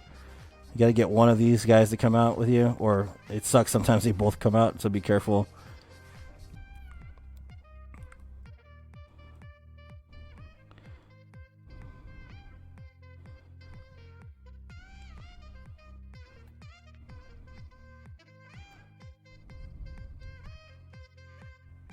He's going to do the straight. Always punish the straight with a backstab. If not, parry him. You can parry these guys. It's totally doable. I just choose not to because it's too dangerous for me to do it. Literally, if you just back up far enough, they always do the same move. Thanks, Chaz. I appreciate it, man. Oh, we're going to get the other Dark Wraith to come out. He's right here anyways. That's fine. Just lure him down. You don't want to be where the ghosts are. It's a bad idea to do that because you're going to end up dying.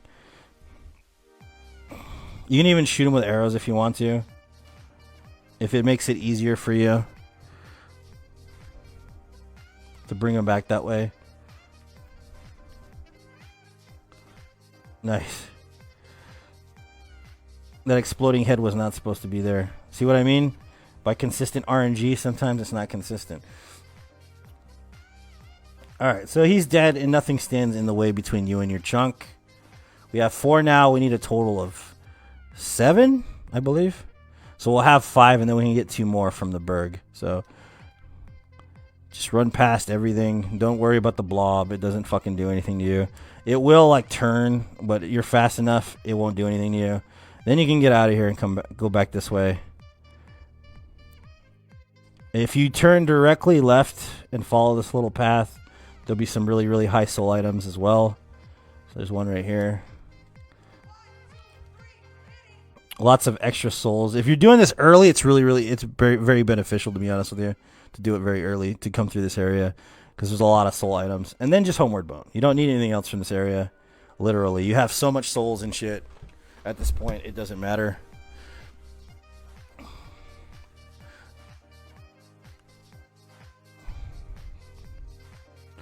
Alright, so I'm going to pop these souls. I'm also going to go get the other chunks. You might not have to do this, honestly. If you already have the chunks, then just go level up your weapon. But sometimes it doesn't work that way based on RNG. So just be careful.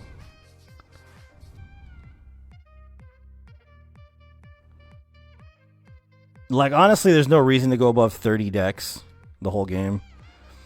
But one thing also is you don't want to use the ring when you're running up the Burg because their AI acts differently and you might end up getting killed because you don't know why it's reacting the way it is.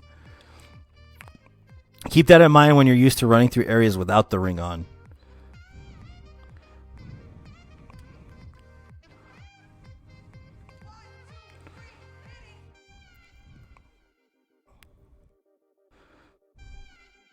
We might just go kill the giant. It seems more oh, you know what? But the Black Knight is like right there. But he's not. I don't know. We'll kill the giant. It's faster.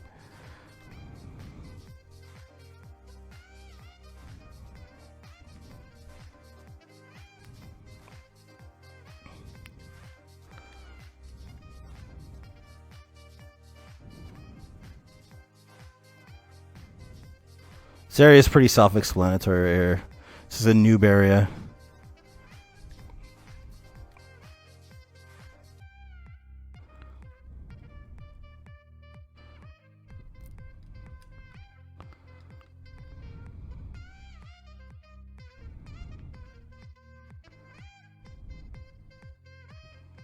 Just get the rubbish and get the fuck out.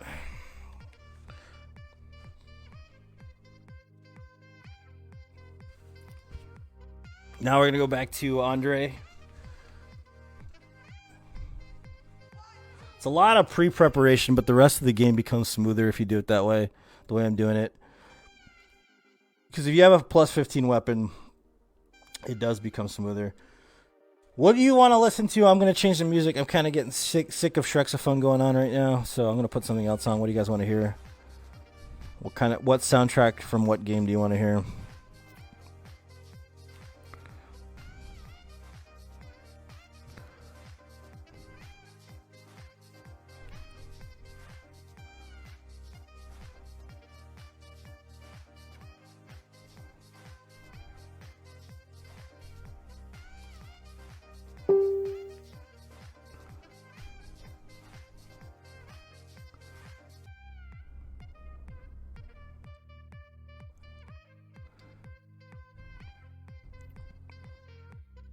Butter.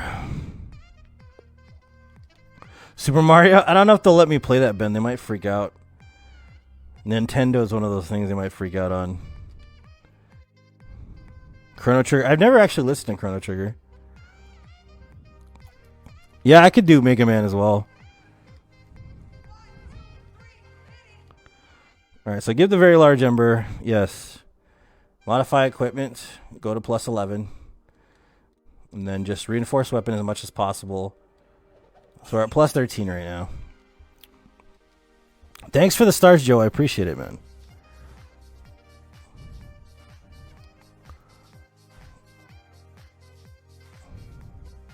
Alright, so we're going to go kill the giant. I'm going to put the ring on. Just so no one sees me. Like, it's honestly, it's up to you to do it or not. It's dangerous to some extent. Especially this area right here. Because those snakes will instantly jump at you and kill you, so be careful. And it doesn't matter how high your health is at this point, they still can instantly kill you. So be very careful.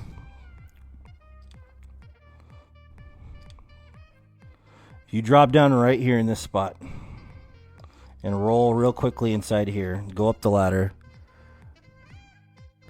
Little run went pretty good. We just killed Smelter Demon, Leslie, with it.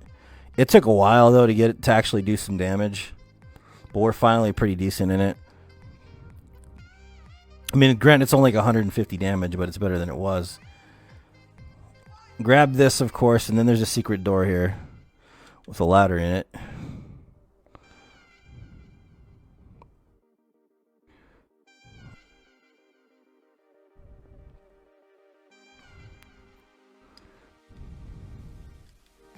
Alright, so now we gotta kill this guy, which is fine.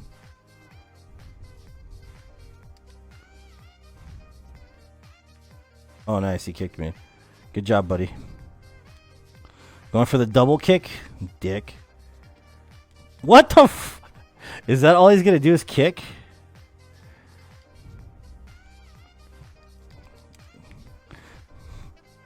Triple kick, the trifecta kick. How? The hitbox behind him. Yes, this is Sekiro all over again. The hitbox is behind people.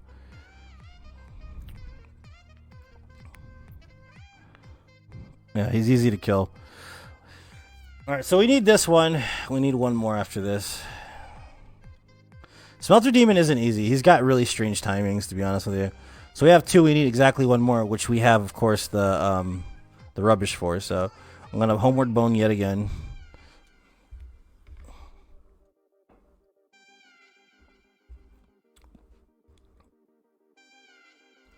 And we're going to go to the Asylum one more time. And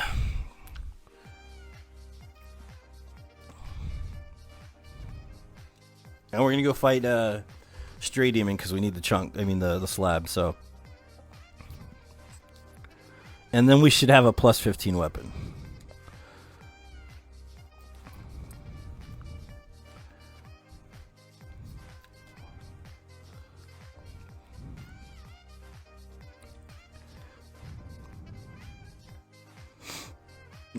Wearing the ring in this part is extremely important because the torch hollows will instantly kill you. Doesn't matter how high of a level you are, they will fucking destroy you. They're pretty hardcore. They're stupid, but they're hardcore. Smelter Demon is pretty difficult, like I said, especially when you're new to the game. But Blue Smelter is worse just because of variable timing speeds. Like I said, Dark Souls 2 is the only game in the Dark Souls in general that has like variable timing speeds. Be careful with these guys, they're dangerous. Seriously, like if you can pick them off, pick them off.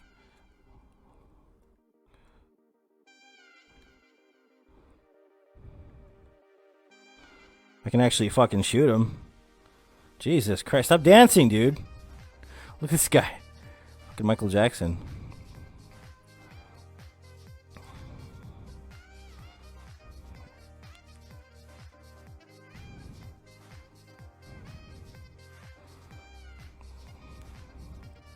Alright, so now you're going to do the same thing we did with the ring, of course. Going to give it to Snuggly. It's not right here, is it? No. I'm like, I have no idea where the fuck I am. Alright, so make sure you don't do what I was about to do, is kill yourself.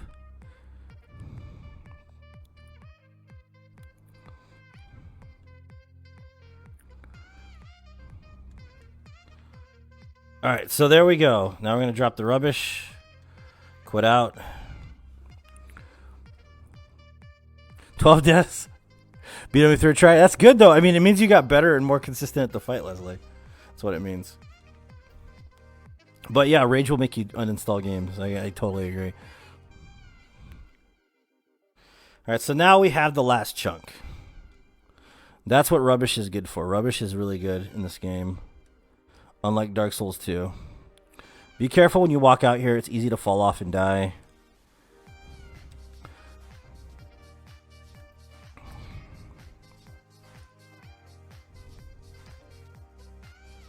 Ragdoll physics, baby.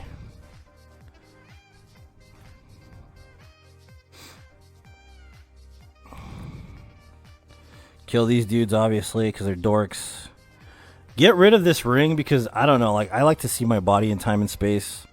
I don't like just guessing where I am. So you're going to fall down here and roll directly towards the demon.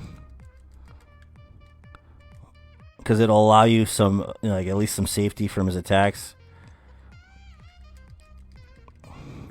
If you're right behind him like that, it's a bad idea where I was. But if you're like here, he won't be able to hit you. You can literally just attack his tail over and over again. Watch out for the attacks, though. And literally, that's all you want to do. If you don't lock on, it's so much easier, honestly. If you lock on, this boss fight is a lot worse. And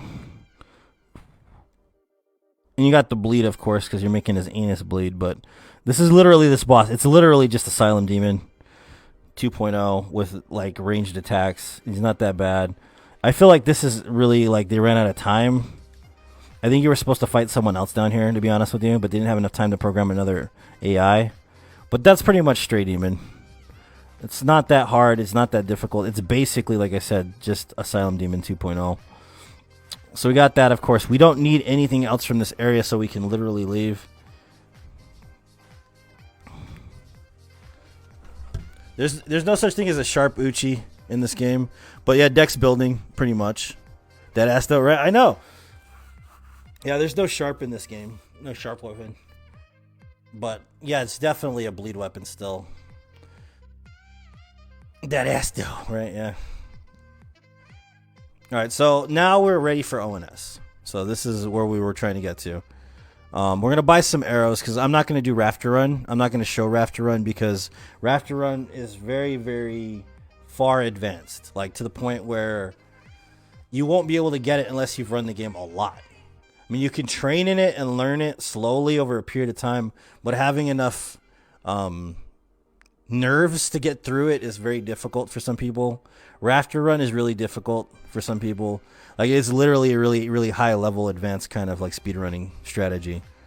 So I'm not gonna teach it. It's gonna be pointless because it's gonna be so fast that no one's ever gonna grasp it. So I'm not even gonna do it. We're just gonna do safe strats. Because you guys can literally just die easily there, and I'm not going to do that. It'll be painful to do that, honestly. So, if anybody's doing a no death run for the first time, I doubt they're going to do a Rafter Run. Anal bleed to death, Winston. Yeah, right. All right, so we got. Thanks for all the follows, the shares, and the likes, everybody. I can't really hear my computer, so hold on. Try to turn that up. Rafter One, where would it be? Yeah, the Rafters in Orlando. You want to see a good Rafter Run? Go watch one of my older runs. All right, so we got plus 15 now. All right, so we don't need to upgrade the weapon for the rest of the game. We're gonna buy this now, the Crest of Artorias, and we're actually gonna go fight Sif now. You don't have to do this. You never heard of Rafter Run? It's where you run across the rafters without stopping and jump. I've done it a lot of times on stream. Like a lot of times. It's on a lot of my runs. If you go on YouTube, I'm pretty sure you'll find one where I'm doing that. I think I did it. Actually, I did it on the 24-hour run. I'm pretty sure I did.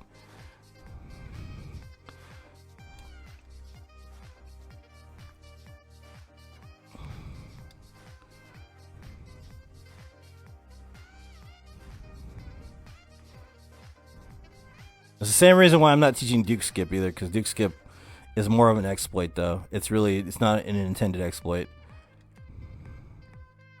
Happy holidays, Megan. I'm doing good. How you doing? Welcome to the stream.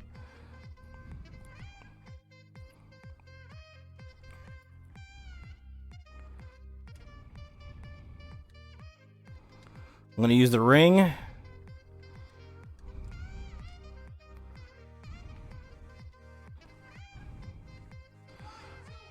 Alright, so these guys will de-aggro if you do two things. If you're doing the ring, they're not going to see you. You can still run through here without the ring, but they will see you. Second, if you go to the cat and start talking to them, people will walk away from you, so they won't follow you. That's another way to do it. I just don't give a shit sometimes. Honestly, I'll just run through anyways. There's no point in going through the forest and fighting all those people. Unless you're casually playing the game, to be honest with you. And for consistency reasons, I mean, if you're streaming, you're not going to want to kill every enemy unless it's your first playthrough of the game. If you're killing every enemy and it's like your 50th playthrough and you're streaming it, I don't know if I'd be watching that. Just being honest with you.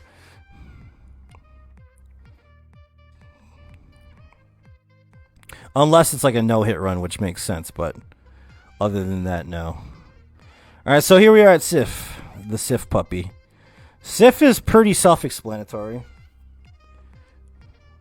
No, that's what it is.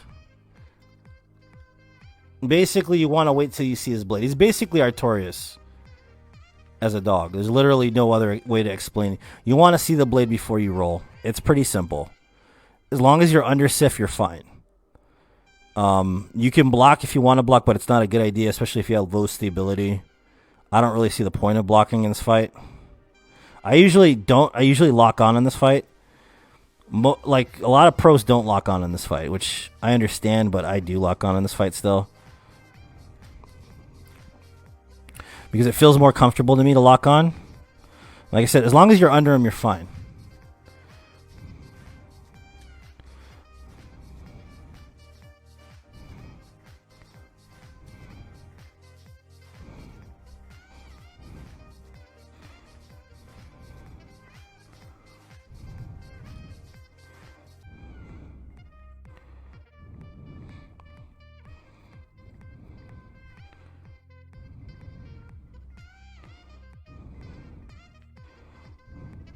Not Sif. That's actually something that what's his face? Miyazaki never alluded to, honestly. He never said whether or not Sif was a boy or a girl. It's basically up to the public to figure it out. I just call him a he because it was there, and I don't really care. I don't have an opinion of the dog. It's just something I kill in the game. I'm being honest with you. I like the lore, though. I dig the lore. I know, such a loyal puppy. It's very true. So I gotta level up one more time. Get Dex to 30. And you can actually do 4 Kings now if you want. Honestly, I wouldn't mind doing 4 Kings now. Yeah, but there's also no you know what, too, so... Emery. There's no, womanhood either. Downstairs. So it's like I said, it's a matter of opinion. So, like, honestly, it's weird because there was this thing that I was reading about Miyazaki's interviews, and he was talking about how he creates lore for these games. And he says that basically what it is that he kind of came up with the concept of doing it in a way where it's like ancient history. Like, you can't truly comprehend ancient history because you were never there. So he made it so that basically you would have to just have like parts of the story and try to figure it out yourself. So there's no definite yes or no to any of this stuff. And a lot of people wish there was, but there isn't. And there never will be. So that's kind of one of those things as well with Sif's origin, what he is or what she is or whatever. There's no definite answer. It's just definitive based on your opinion. So I always thought that was interesting, to be honest with you.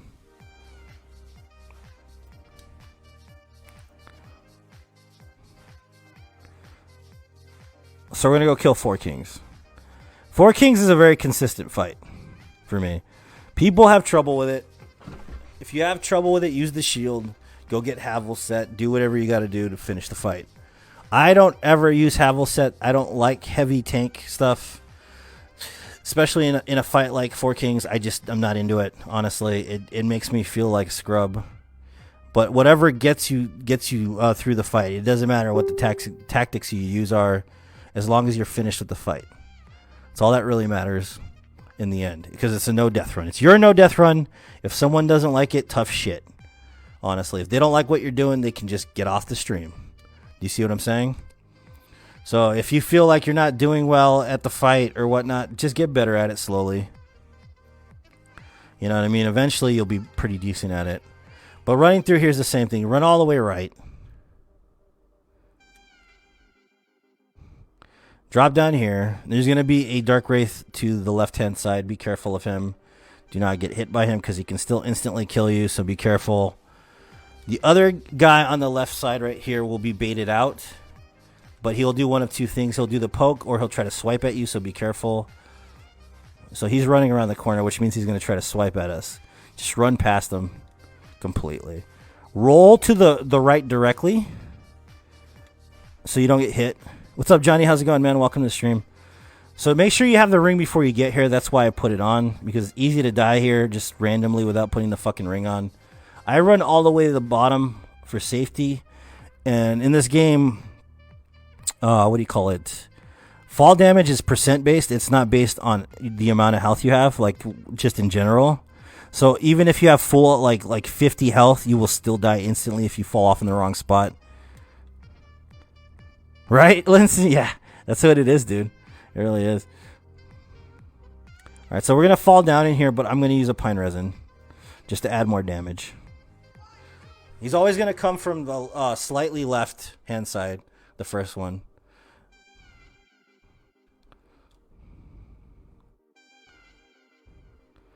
And the first attack is going to be one of two, a swipe or a poke. Swipe. You can roll these very easily if you learn how. It takes a while to figure it out, but whatever gets the job done, honestly. I could teach you all kinds of tactics about this fight, but there are better people at explaining it than I do. I just literally react to this boss fight. I'm so used to it. If he does magic, use the crest shield because it will literally just negate it, and you won't have to worry about it anymore. You can double roll away from that, as well as the explosion. Like I'm doing it again twice here because he's a douchebag. But there's a guy behind me already, so I have to be careful. And he's dead. So this guy I'm going to go after right away. Swipe. He does magic as well sometimes. Watch the RNG. Especially soul level 1 stuff is kind of painful with these guys. I'm going to heal up. He's got the same RNG over and over again right now. As long as you keep circling to his left side, you should be safe to some extent. I'm going to use the last of this.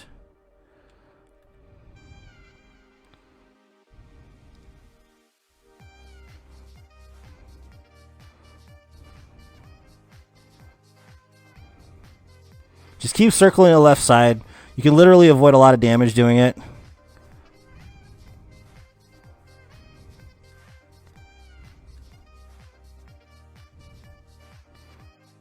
Easy peasy lemon squeezy, buddy. Alright, so we gotta wait for the last king to pop up.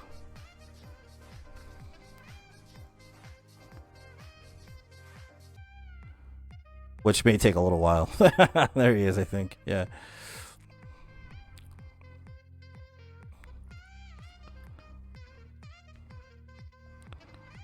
And that's 4 kings. Alright. The most played song of 2019? Yes, it's true. Alright, so this guy will get you to the Lord Vessel. If you want to go there, if you do it after ONS. It just depends on your path. You have to kill him before you kill the rest of the rest of the Lord Souls, just so you can go on the dark path for becoming a Dark Wraith. But I'm not doing that because I don't really care. It's really up to you what you want to do in the playthrough. And now we're back here, and we're going to level up one more time. Gonna pump vitality one more time. Alright, so now we just basically have to run to the elevator and go fight the Iron Golem, and we're on our way to Interlando at that point.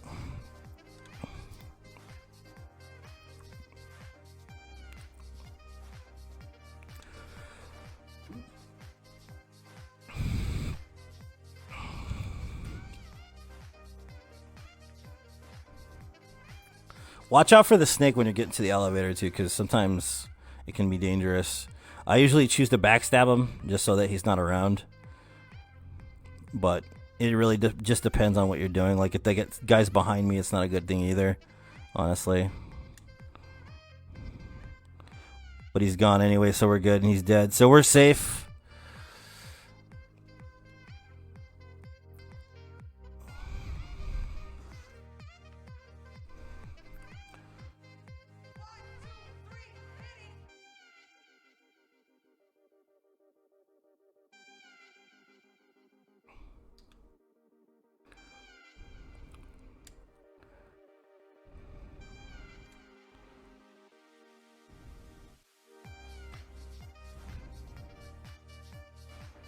Alright, so now we got Iron Golem, and he is not hard.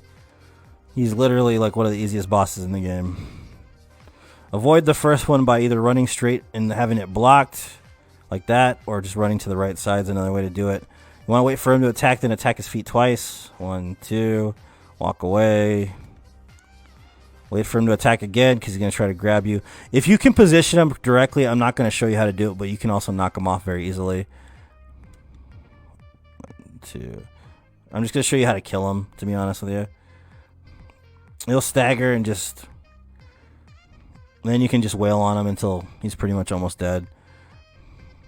I'd suggest letting your health, your stamina regen. I'm not doing that. You can if you want. I'm impatient sometimes. Just the same thing, rinse and repeat. Pretty simple. If he does that, roll through it. If he throws that thing at you, you can roll through it. Go to his backside if he does the one where he puts his feet together, and it could be completely out of the hitbox for it. All right.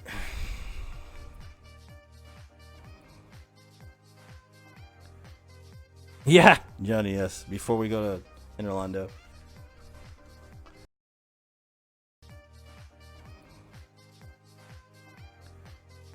Yeah, Johnny. Yes. Before we go to Interlando.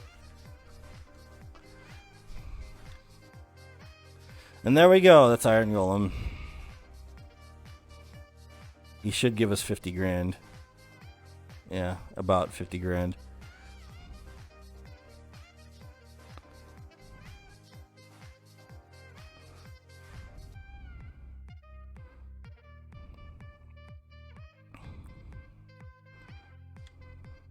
How many arrows do I have left? I should have bought arrows. 11 arrows might get us through. If I use the Ring of Fog, possibly.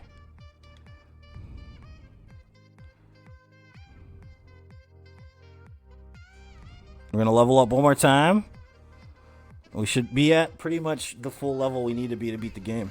So, you need 40. I would just say suggest 40 vitality and 40 dex at the most. To be honest with you, you don't need more than that. But if you want to go above that, go for it. Honestly, it doesn't really matter to me. It's up to you. Whatever you feel comfortable doing. Longbow. Alright, so if you put the ring on, the gargoyle doesn't see you. Right? And there are multiple ways to do this. You don't have to do it the way I'm doing it. Do whatever you feel comfortable doing. Bring a bunch of arrows if you want to kill all the demons and stuff, but I'm not going to do that. I'm not going to waste my time doing it. I don't want to spend time doing it. A gargoyle won't see you here, okay?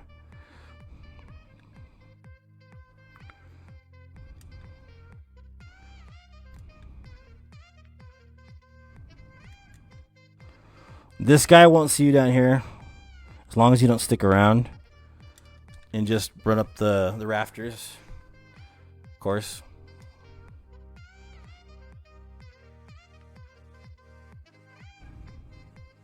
If you're going to keep the ring on, you should definitely not kill these guys.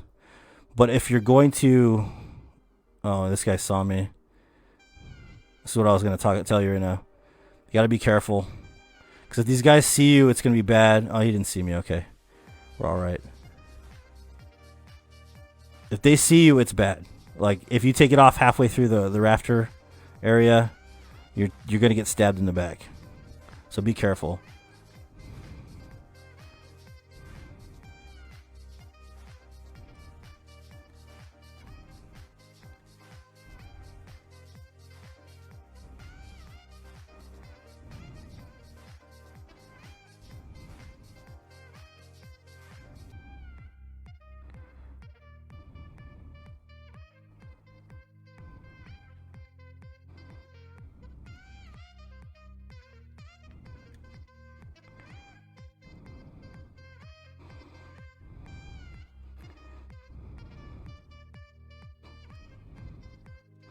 Be careful.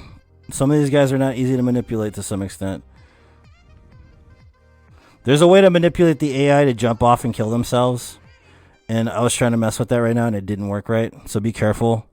You can fuck it up. I fucked it up a bunch of times. So be careful.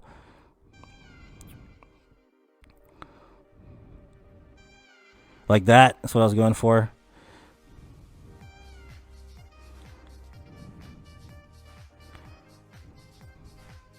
Still running at him, yeah. Still running. So just be careful, guys, honestly. Rafters are not a fun place in general, but for this game, they're even worse than they should be.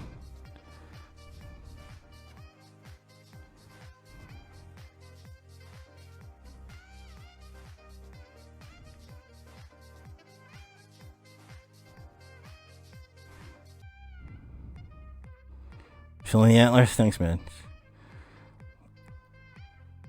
There we go. And then you just walk over and climb down. Just want to manipulate them until they fall off. You don't want to do too much. Honestly, you don't want to like go overboard. Just manipulate them until they fall off.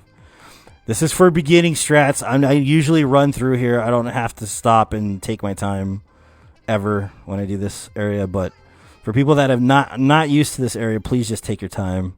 This area will kill your run. If you're not careful, it will definitely kill your run.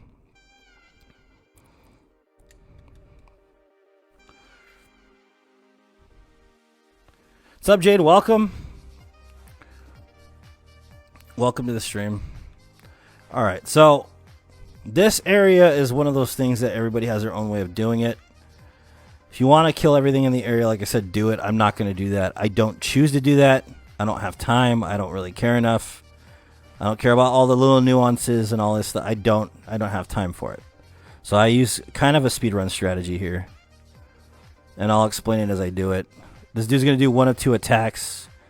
And both can be avoided. Okay, he's going to roll. Just roll. I mean, he's going to swipe like that. Just roll. So if you have trouble resetting, this area resets the AI for most of the enemies in this area. I don't know why. If you stand right here, in this spot specifically, the AI will reset itself. See that gargoyle? Because it's one of those things like in the Burg where they don't know where you are on the map. So they just go back to where they're going. For some reason that happens here. There's a very specific spot I jump off right here so that I don't get hit. It's on the staircase. If I don't make it, I don't run. So I'm going to make it here. I'm going to double roll. Going to roll through here. Run. It's fine if he hits you because you have enough vitality. Just don't roll because it's a bad idea. Rolling is a bad idea right there. So this guy's going to do one of two attacks. I'm going to try to negate them. All right, we did negate them. So be careful because he does a swipe attack, which will hit you. These guys won't see you right away until you're more than halfway through. And I'll explain what happens after, so don't die here.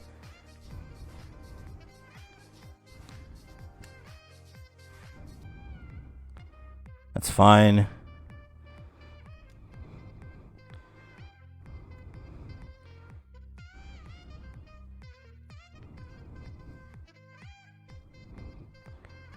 So what I did there was I lured him into a straight thrust, and then I walked backwards so that he could kill himself.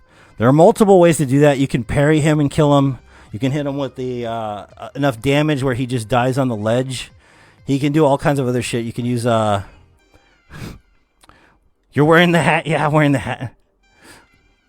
So there's a lot of ways to do that spot. That's how I choose to do that spot. That's the most consistent way for me to do that spot. Everybody is different, like I said. O and S is one of those things I'm going to describe before we fight them. just so that you guys understand like what my viewpoint and my opinion of ONS is. So we're gonna kindle this a couple times.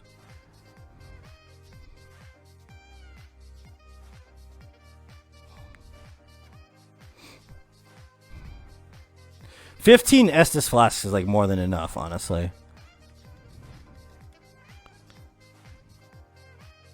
It's a good idea, yeah. Because if you do the shield and you like walk along the wall, he will kill himself too.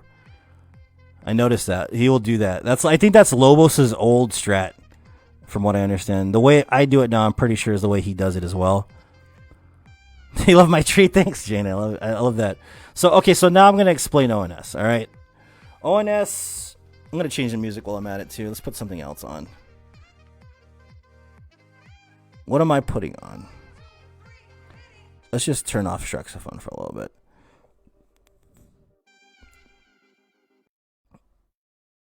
All right. So ONS is one of those things. ONS is a pretty difficult boss fight. And I was saying this to Adam the other day, but basically there are 3 variations of ONS. 3 variations based in RNG, and they're 2 separate AIs, which makes this boss fight kind of hectic for people.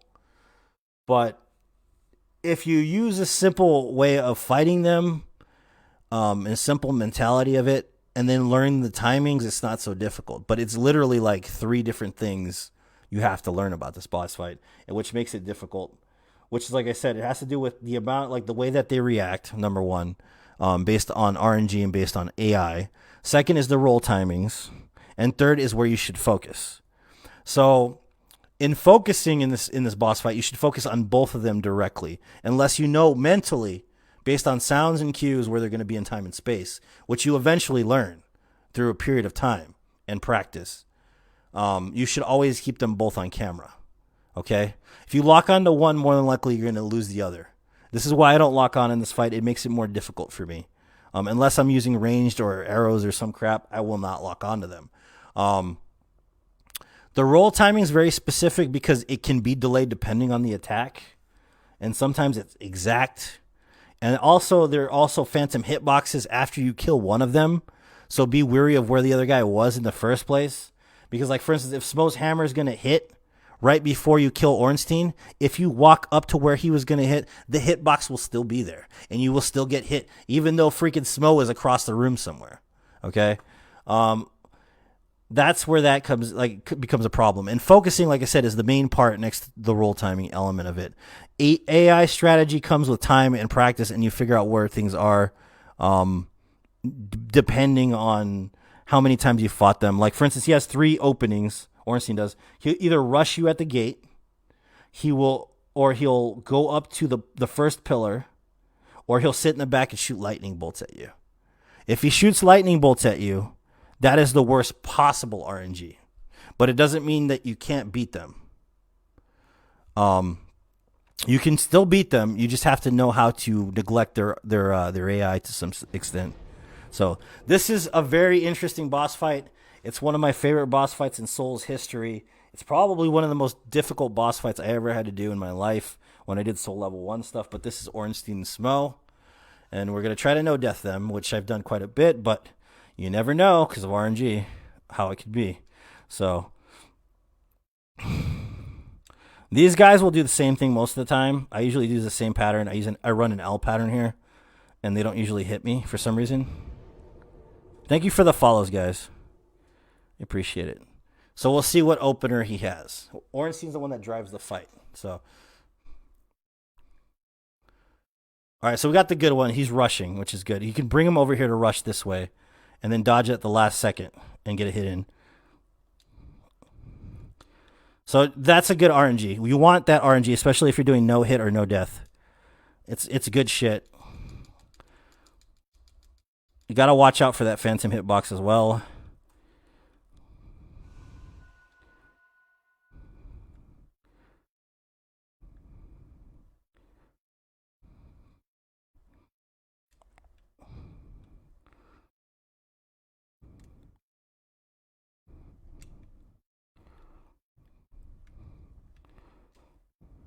It's fine. And if you have a plus 15 weapon at this point, if it's not a fucking broken straight sword, this boss fight won't be bad. But if it is a broken straight sword, you're fucking awesome. I'm just going to tell you that now. Fists only is worse because you literally only do 2 damage, and you can't up the amount of damage you do, like, ever, no matter how much you level. So,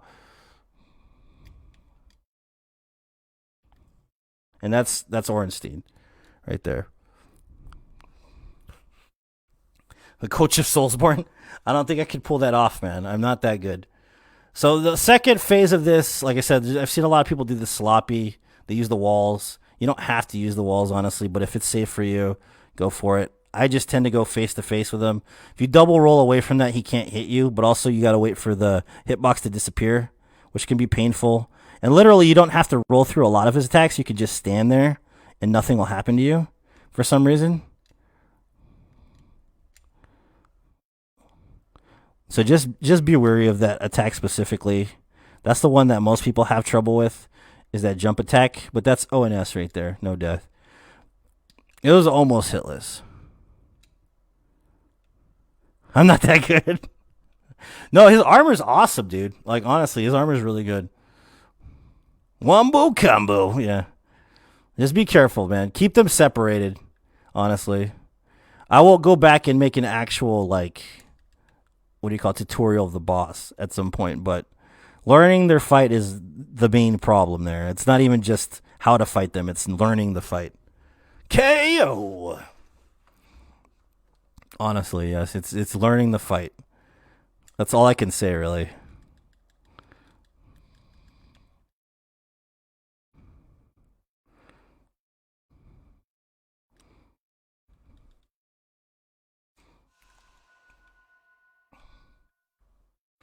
All right, so we got the Lord Vessel now, which means we can do the rest of the game. So, and we're almost done with the game, so it's not that bad, honestly. We're gonna go to Firelink Shrine, since we already killed 4 kings and we already killed Sif. We only have praise the boobs. No, that's exactly, Adam. That's exactly what I was saying. That's exactly what it is. Not even joking. That's exactly what you're, like, literally. It's absolutely correct. That's exactly what it is. So now we're going to go do better bullshit. Better bullshit is, for some people, the bane of everyone's existence. But we're going to cheese better bullshit, so I don't really care. I'll explain that cheese. I'm not going to explain Centipede Demon because that's my favorite, and you guys can't have that. Maybe some other time, maybe far, far in the distant future. Centipede Demon is my favorite cheese by far. I've only played 2 hours of Neo, man. I haven't played more than that. I spend a lot of time with Dark Souls, man, is what it is. I have a lot of goals for Dark Souls. So, I mean, I want to play it. It was fun, you know?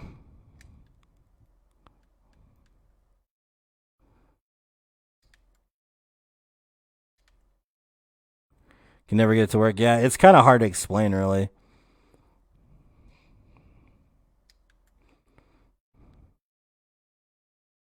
He's not hard to fight, though. That's the thing you gotta understand. Like, cheesing him is actually more work than fighting him to some extent. It's just that I love doing it. It feels good. It's the best feeling in the world.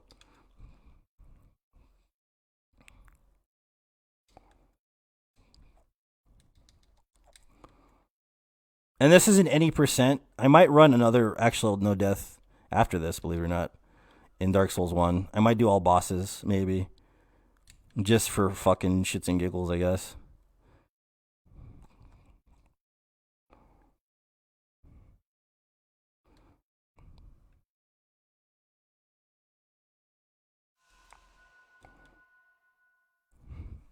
Or I'll do it tomorrow, one or the other. Papa G, yeah, Papa G's a good cheese, yes. He's definitely a good provolone, man.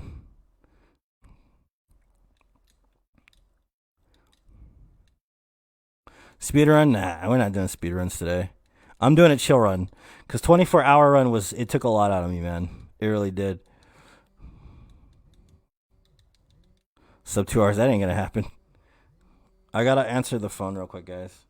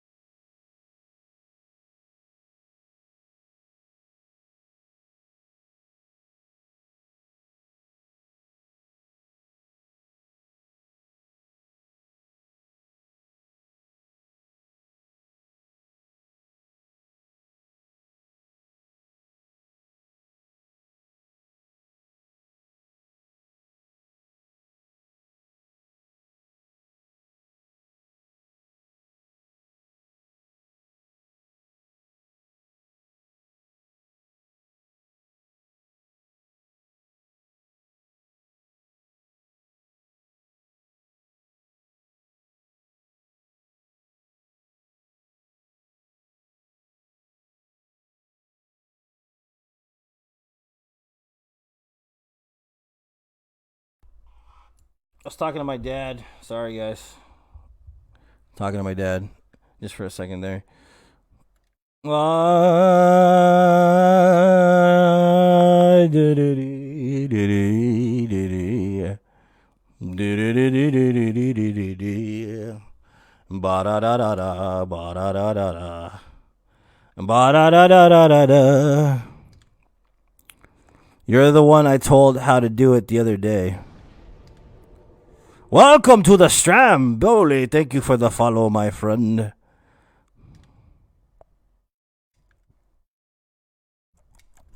Brain fart? Yeah.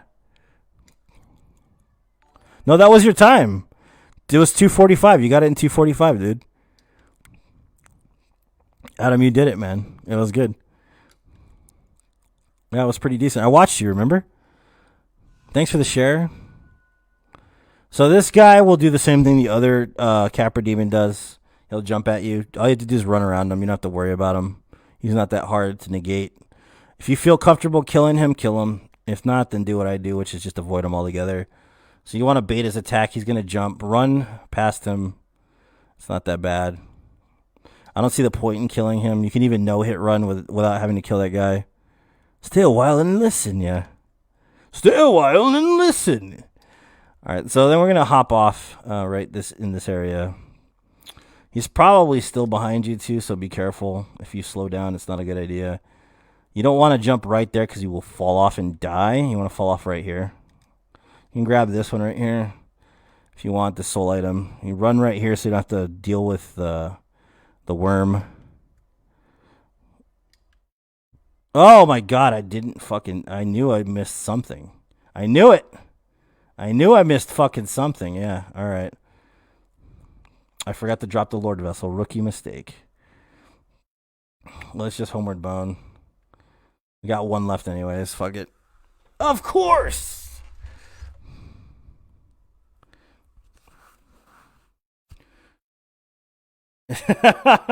You might have to, Chaz. All right, let's go to this. All right, so since I didn't rest at that bonfire, theoretically I should be able to Homeward Bone from that bonfire. But I need Homeward Bones. I need to remember stuff. Remember things that I'm forgetting. Please remember these things because they're very important. You need Homeward Bones if you're doing this run. You need to buy more than one. You need at least 4 or 5 for sure that you need to buy outside of the amount you already get. So just remember that.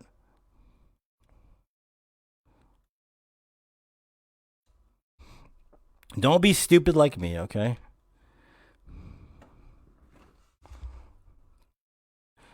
She's at her what do you call it? Her grandparents' house, Leslie.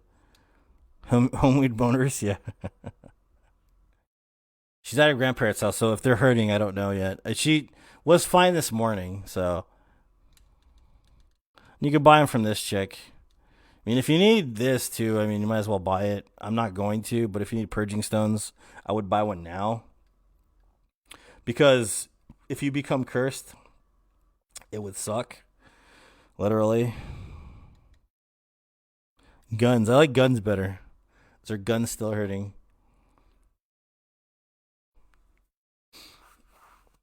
Her gun's still hurting?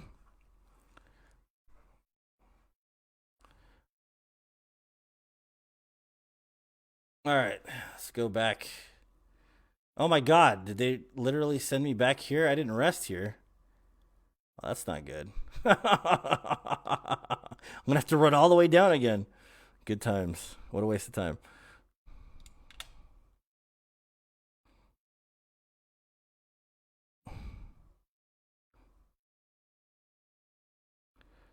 There, place the Lord Vessel. All this extra shit, man. I know it's annoying, but do it.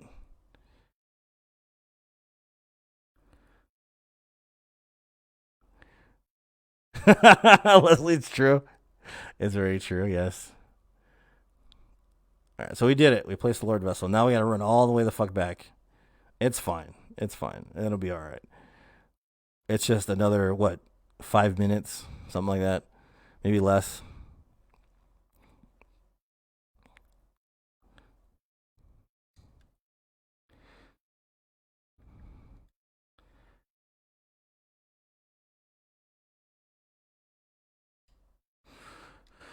So yes, this is the no death run. This is a no death run. This is going to be number 48 when I'm done with it. And then if I run all bosses no death again, maybe I'll do it tomorrow possibly. And then it'll be number 49. And for my birthday, I want to be at 50. It'd be nice to be at 50 for my birthday. And if you guys are interested in getting me a Christmas present, I will be having a subathon on my birthday. We're going to be trying to make enough to finance a new computer so we can start playing mods on stream. Yeah, it's true. It's not a speed run. So, like I said, we will be doing that as well. So we're trying to finance a new PC. No endurance. I prefer it that way, Josh. I like having base endurance. I know that's weird, but it helps me with my timing, if that makes sense to you. Like, I could care less about endurance. But I think people use it for having armor and stuff, and I don't really care about armor either. So, like, it helps me to be honest with my movements and my attack patterns. I don't know if that makes sense to you. Yeah, it's going to be interesting, Dylan. Yeah, it's going to be cool, man. Because we're trying to play, like, Augur of Darkness and, like, what is it? Daughters of Ash and, like, the randomizer stuff. We're trying to do, like, randomized enemies, randomized... so we need a new rig, guys, for the stream. And if I benefit, you guys will benefit because you'll get better content, different content, stuff that's never been done before. We can implant weapons from the beginning of the games. So, no, man. Jesus Christ, Neil. It's disturbing. You guys are both disturbing. You guys are like two peas in a pod to some extent. But that's what we're doing. We're trying to get a new rig set up, and it doesn't matter if we make all the money because I'll still be getting it. But I just want to make it easier on me and financing it. Let's just put it that way, just so you guys have better content, in general, really. And I'm kind of like bored of just playing regular Dark Souls. Yeah, 450.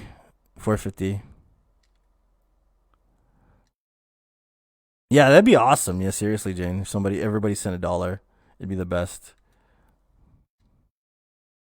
Your long lost twin is what it seems like, yeah.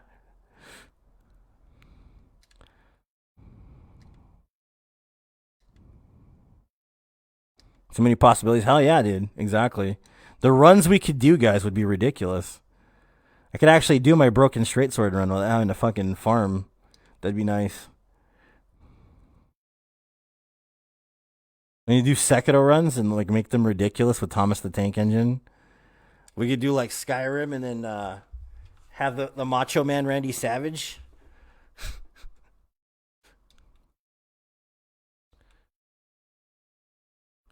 On the 26th of December, Leslie.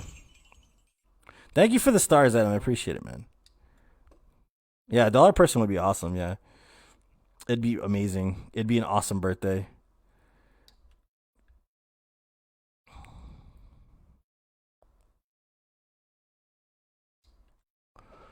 Thanks, Ben. I appreciate the stars, man. That's a good point, Jane. I like that. Thank you. Thank you very much. The annoying snake, yeah. Shit like that we can do. We could also do skins. Ben, thanks for the stars, man. Thank you so much, buddy. So same thing goes here. Guy's gonna attack, run past. Simple. Simple concept. Yep. It's gonna run past. No big thing here. Only there's no soul items yet anymore because I took them. But now I'll be able to play whatever I want. My Little Pony. My Little Pony's going to happen, man.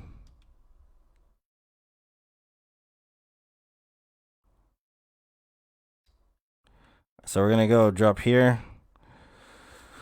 Run past the snake or the worm. No fear. Yeah, that's exactly what I want to do, Josh. That'd be fun, man. So run past these guys. 1080, yeah, definitely run it stream in 1080. So run past all these dudes. The Taurus demon is going to do one of two things, and hopefully he jumps. That's the best RNG. No, just roll through his attack. Be careful. Nice. And the thanks, Leslie. I appreciate it. So they don't go past this point. The AI will stay there. You see that? You see that right there? The AI will not come past this point. So if you feel unsafe and you want to heal before the boss, it's totally doable. This boss has 2 openers, and he does a long strike, so be careful. I usually bait it out, but he's not doing it. That's fine. He's going to do a spell, which is better RNG, honestly. Just be careful. He does a lot of damage in the opening. You have to be very careful. Literally, like, the beginning of this fight will kill you. Nothing else. It's literally just fucking straight demon again. Literally. Only there's a bunch of twigs everywhere. You still get the good bleed, though. And he still does the same thing. You go behind him and he doesn't hit you with a spell, so. He likes to jump a lot, though, comparatively. Just so that he gets you tangled up.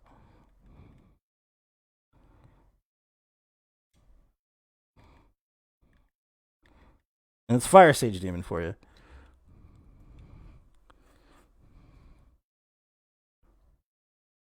No, that makes sense, Ice. Yeah, I mean, Chaz. I know, Josh. That's it. Everybody's different, man. I'm not saying you have to play the game like me, but I'm giving like a base type strategy to get through the game faster too. All right, so I'm gonna cheese this guy. I'm not gonna explain the cheese. I like the cheese. It's hard to explain. It's super advanced. Most people can't figure it out, but I'm gonna do it anyways. I'm not gonna explain it. You guys can figure it out eventually. This is something I got to keep for myself. It's something sacred that I love. So it's mine alone. Mine and the other people that do it. You get a percentage, Ryan, but it's literally like a month, man. It's like you get the majority of them. But whatever fee it costs to give them in the first place is whatever Facebook keeps. So luckily the charity stream, I did it right at the last day. So we literally had enough for charity. So that means I got paid on Thursday. And since I got paid on Thursday, that means that I could actually donate the money to charity, which is nice. You know what I mean?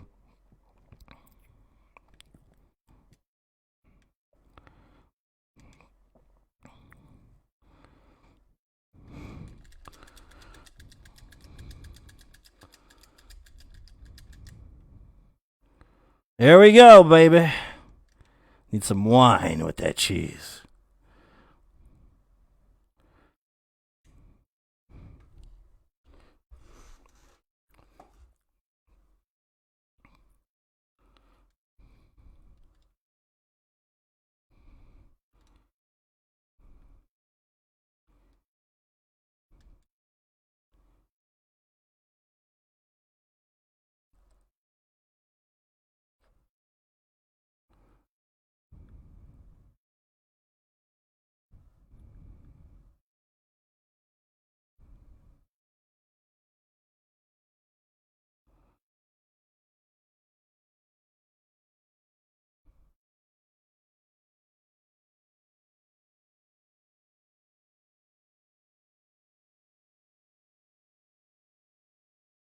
Butter, I like butter.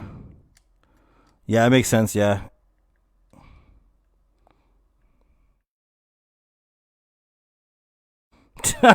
Oh my god, Jess. That's disturbing, man.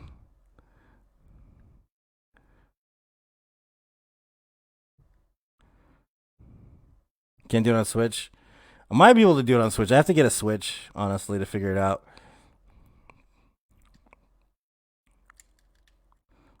Let's get rid of this. I think that's what's slowing me down. Sword is slowing me down too. Alright, that's fine. BB start, yeah. VAB start, yes. Got the Capcom code. That's what it is.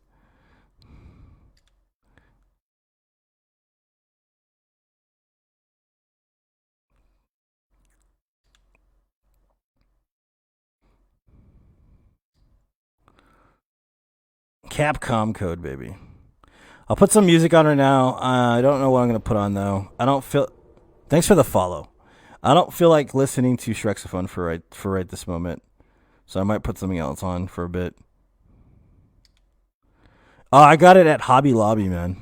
My wife bought it for me. She's like, you need to wear this on stream. I'm like, okay, cool. It's my wife for you, though, right?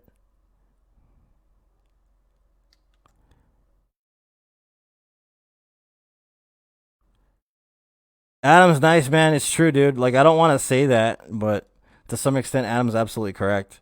It's better to do it through Streamlabs. He's absolutely right. I mean, I don't mind the stars at all, dude, but Streamlabs is better. Thanks, man.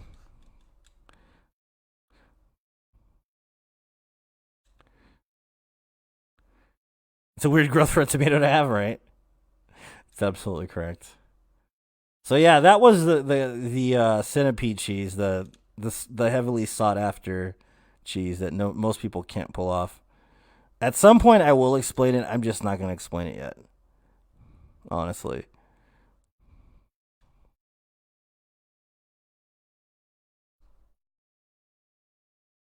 Someone's on my roof. Maybe it's Krampus. All right. So this is the cheese.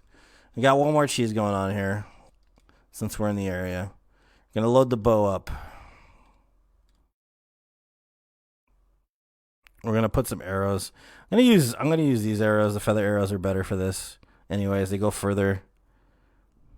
The suspense. All right, so you have to keep to yourself, yeah. Santa, right? Krampus is gonna come punish me for being a bad boy. All right, so this is the bed of chaos cheese. You can do it with fire bombs. There's like 1,000 ways to do this without even quitting out. But I am gonna quit out. I don't care. It's my game. It's my run. You call your shots as long as it's not life saving. You're allowed to do it. As long as it's not life saving, like you're trying not to fall off of something or trying not to die to a boss or something like that, it's allowed. In my opinion, that's what I believe. A lot of people won't agree with me, but that's just my opinion of it. I just find it more effective to quit out. Watch this lady when she comes up here because she might throw some magic at you, so be careful. She's super deadly. And she will kill you, like she almost tried to right there. So be careful with her. She is dangerous as shit.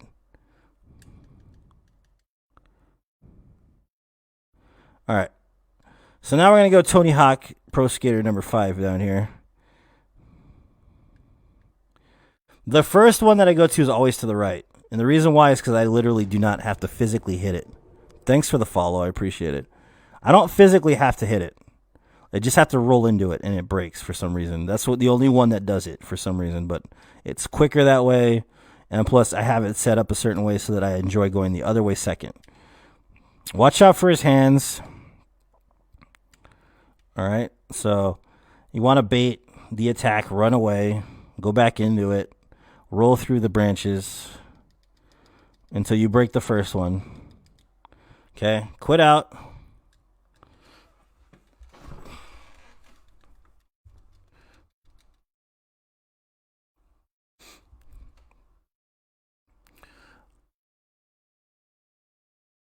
Sounds like real life, right? All right, so we're going to go down here and go directly left. But we're going to hug the wall as we're doing it.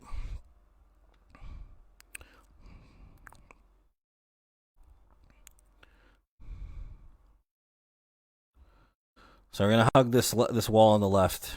Don't go any further than we are now. Because the hand still can touch you no matter where you are in this map. You're going to go to this last spot right here. And you go to the very corner. And this spot right here, you will not be hit no matter what. You're going to go slightly down and to the right. And you're going to shoot arrows. It should be about 6 arrows at the most. 3, 4, 5. Well, 6 or 5. You're going to quit out one more time. And you're going to wait for the RNG. Because the RNG specific, when you're rolling down, if you see the flames, you're good. But if you don't see the flames, you're going to have to wait for the flames to appear in the spell that she does. So be careful with that, honestly.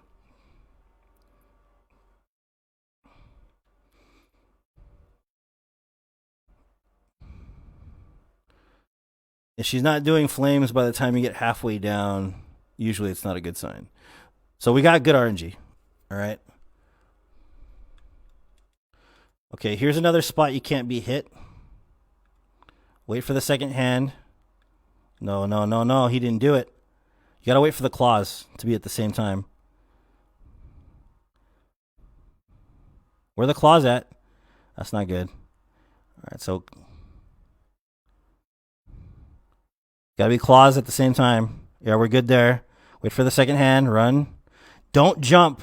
Fall. Fall off. To wait for the other hand to clear. Run in.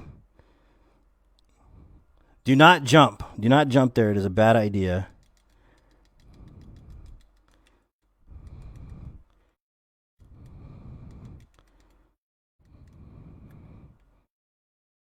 And then kill it. And that's bit of chaos. Literally, that's it. Do not jump there. That's a big misconception.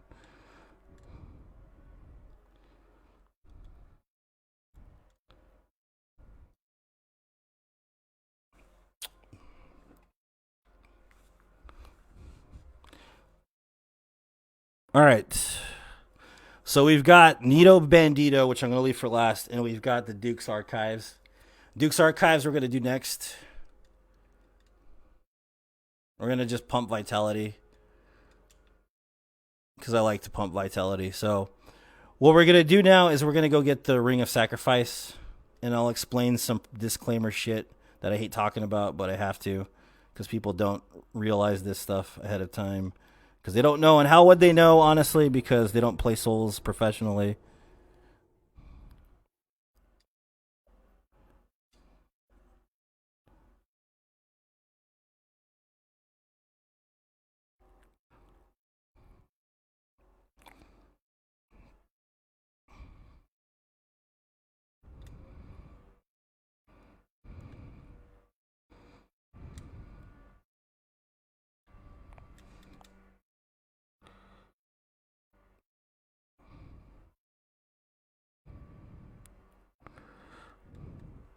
Vitality, yeah. Pump away, sir. So we're gonna get. I didn't mean to actually talk to this guy. We're gonna get the rare Ring of Sacrifice, which is right here. I'm gonna Homeward Bone so we don't take chances. All right, we have a lot of souls to use as well, so we just haven't used them.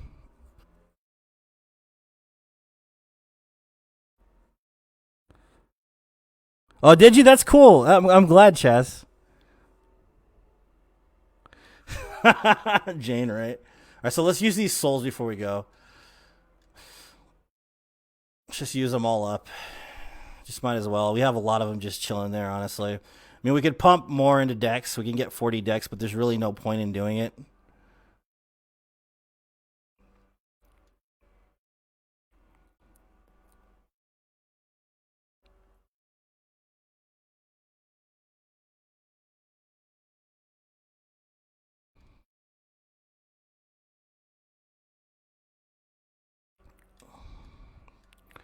We should be good at 50. We're just going to pump the rest in decks.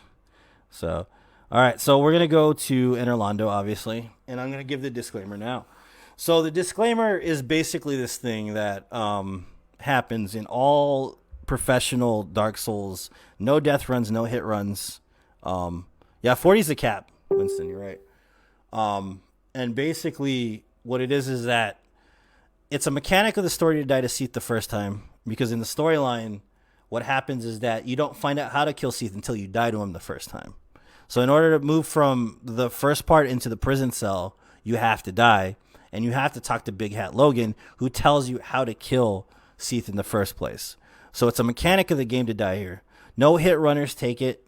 If you go and you look at Faraz's DSR run at 212 exactly on YouTube, he takes it.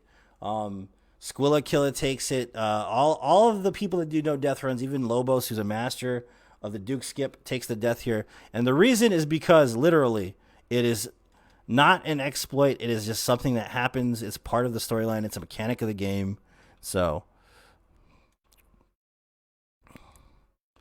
it's allowed to happen. So if somebody gives you shit while you're running this route, refer them to the other masters that have done this route multiple times with no hits and all that other crap. And tell them it's allowed. If they don't like it, to get the fuck out of your chat. It's literally that simple. The Duke skip is a clipping. It's basically a clip. It's not even a real like strat. It's not intended to be in the game. No, you can't kill Seath until after you die to him, Winston. It's impossible. It's not possible at all. And I'll even show you it's not possible. You have to die to him. It's just part of the game. It's part of the storyline. You can't get to the crystal unless you do the Duke skip. So these guys dispatch any way you see fit. I usually just run past them. I lure the first one away and then run past them. And then I run on this guy's left-hand side. Or my left-hand side, excuse me, just so I can get past him. No, you can't kill him. He's impossible to kill. His health just keeps regenerating. I put the ring on while I'm on this elevator so nobody sees me. You can go through here and kill all the bad guys if you want. It's really up to you, but honestly, it's like Leslie was saying, it's a lot more dangerous not to just run through.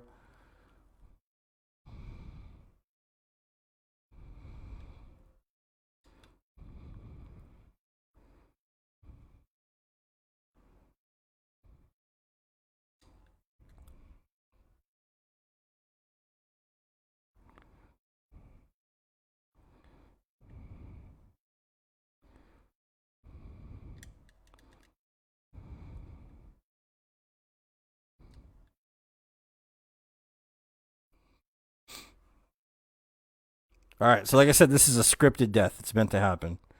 So you can't say it's not. Just throw the rare ring of sacrifice on.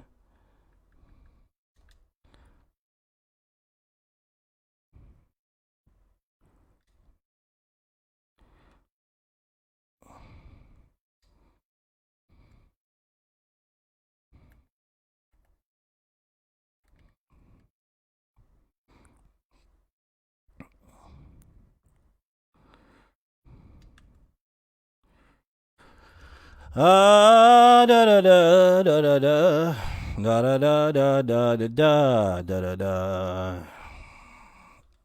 All right, we don't want to get fucking destroyed here. We can't even hit him. Look at it. We can't even fucking hit him. It's not possible to kill him here. Even if you shoot him with arrows, you can't kill him. So I'm gonna walk in and out so I don't get cursed or like go further back. If you truly want to walk out the fog gate, you can. It's totally possible to go back through.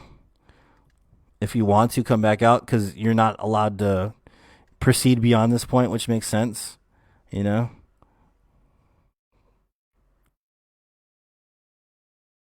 that's the death right there. It's a scripted death. So it's fine. It happens. It's part of the game. It's not supposed to be the end of the run, and it will never be the end of the run. So don't let people give you shit about it.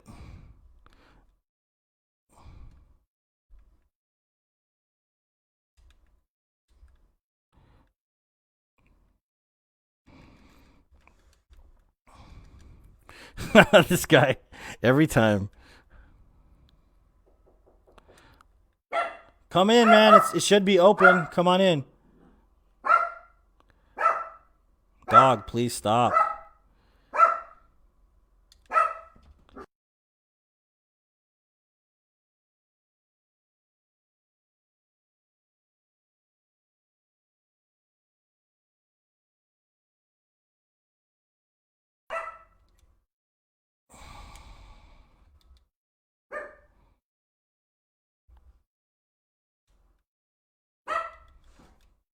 Hold on. Freaking swear to God. There's somebody at the door and I'm fighting fucking bad guys. Alright, hold on. I'll be right back, guys.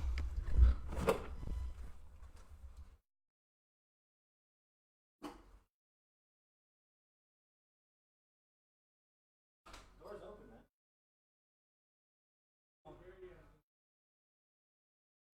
Yeah, I'm almost done.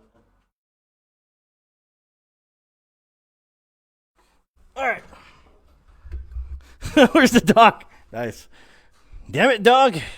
Alright. We're good.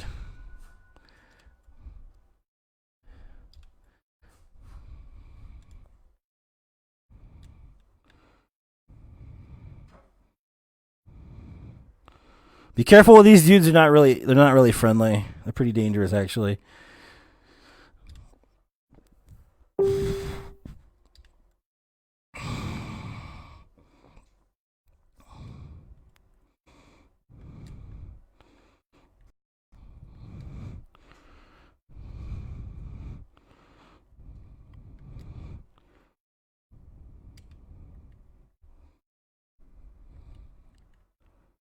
All right, so we gotta kill that. We gotta turn off Seath's boner jams.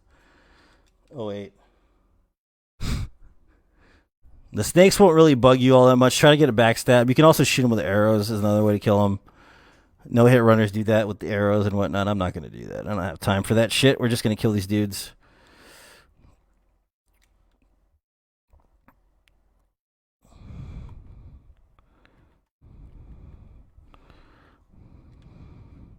Full of weirdos? Yeah, you're telling me, dude.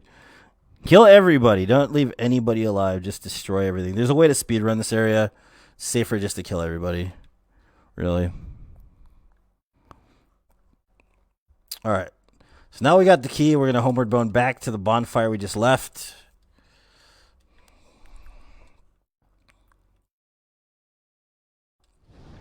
Thanks for the follow. I appreciate it. Thank you so much. There's no audio? I don't know, Daniel. Hold on. I think it's because it turned off. Thanks for letting me know. No one else let me know.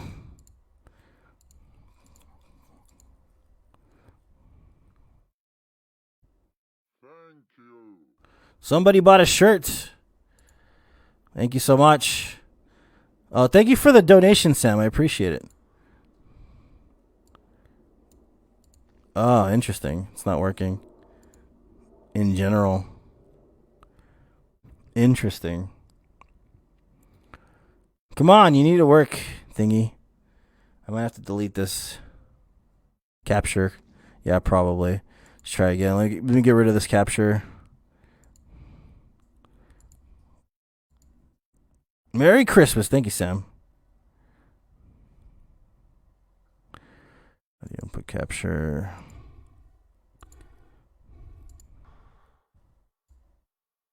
No, it's just not working. I'm going to try unplugging it, but it might actually mess up the stream.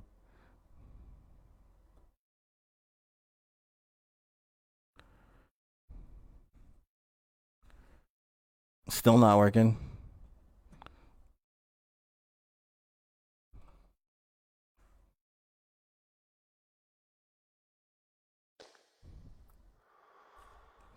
Should be working now, maybe. Yeah. Let's see. Yeah, it's working. Okay, cool. Let me just fix the video real quick.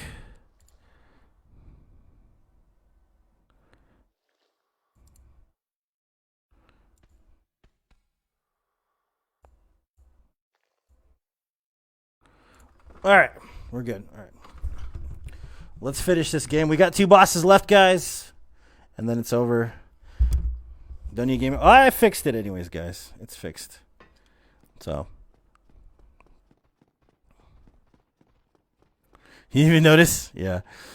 All right, so we're almost there. We've got 2 more bosses before Gwen.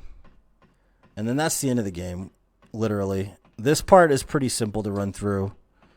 It's not that difficult, honestly. You just got to be careful and patient. If you want to kill these people up here, you can. I don't ever kill them. There's really no point in me doing it, to be honest with you.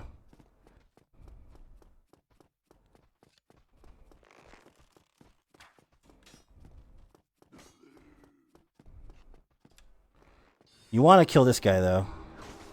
He's a fucking piece of shit, so.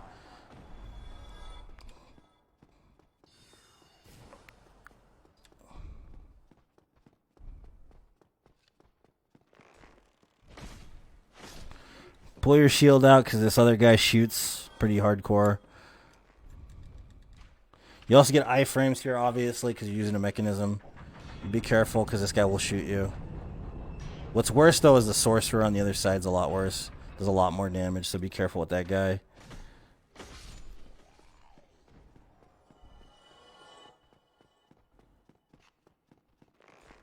Right? I know, right? It must be really dusty. All right, so the sorcerer right here could kill you and kill the run. So be careful, honestly. Make sure you jump off in the right spot. Don't jump off on the side like I almost killed myself there. Don't do that. That was fucking dangerous. Don't do it. Don't do it like I do it. Do it right in the center. If you got to shoot the dude with arrows, shoot the dude with arrows so he doesn't interrupt the amount of time that you're taking to do this, honestly. If you want the bonfire, go for the bonfire. It's just through that door right there. I'm not going to get it. I don't need it. So Winston, yeah, man, it's getting good, man. I'm pretty excited about it. I won't need that bonfire, but if you guys want it for safety or peachness, grab it. You want to go level up or whatever you want to do, go grab it. I'm not going to use it like for a long time, like ever again, I don't think. All right, so we don't need this ring on. It's bad to have this ring on in this area because their AI flakes out and they'll just instantly kill you. So be careful. Don't wear the ring of fog through this area in the crystal cave. Don't do it. Please don't do it. It's a bad idea.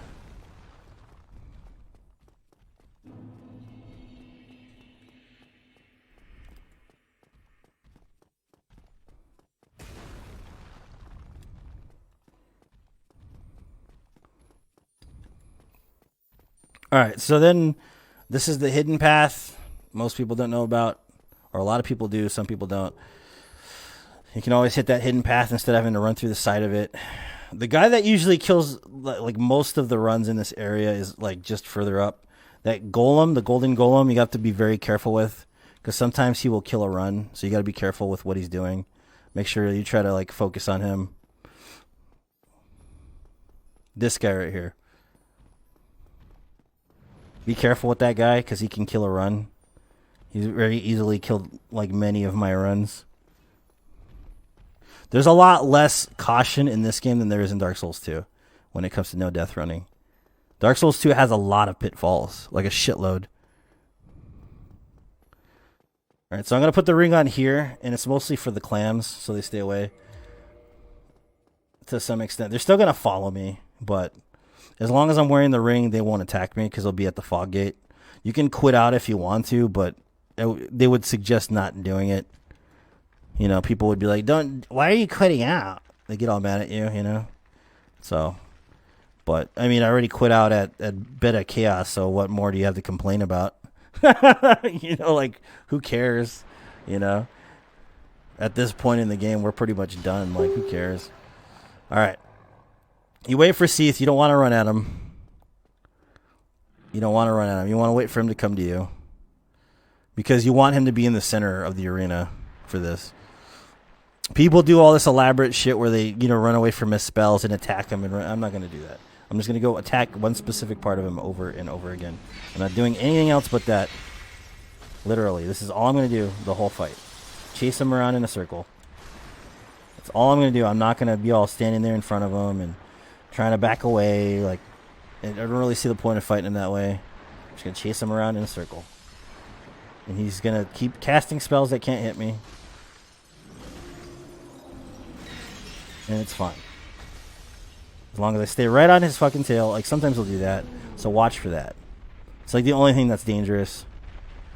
I'm just going to chase his tail. It's one of his tails again. Around in a circle.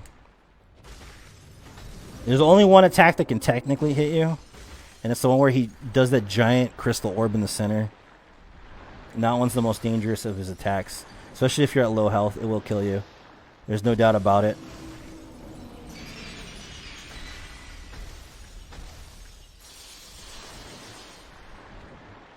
Chase his ass in a circle.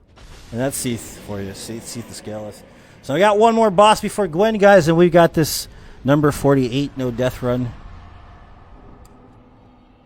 All right, so we're gonna cheese Nito as well to make it more manageable to some extent. We're gonna warp to Enerlando again. This is an exploit I actually think I created, but I can't prove it to some extent. I didn't see it before I did it. Let's put it that way. I did not see it before I started doing it. I don't know. Lobos might have done it or someone else, but I don't remember seeing it before I started doing it. Right, Sam? I know, right?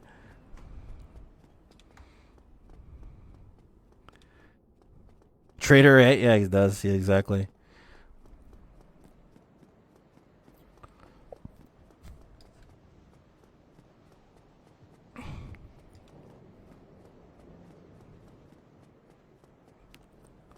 Alright, this is the last boss before the last boss, so.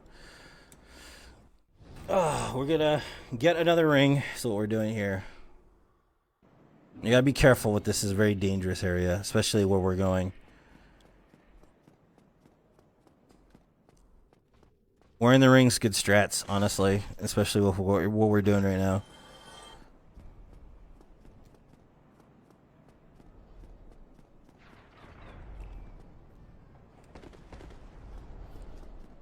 Alright, so we're getting this right here.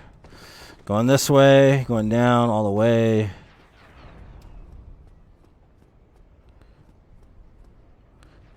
Dude's ripped. Thanks, Winston. I appreciate it, man. 15 years will do that, man. You know? So you're going to drop off here, but you're going to go directly right when you fall. You're going to roll right, because if not, you'll get stuck with that snake, and you don't want to. It is very dangerous and very, very, very specific that you need to roll right as fast as possible, as soon as you hit the floor. Because if not, you will get stuck with that snake, and he will kill you. He will stagger you to death. You will not survive.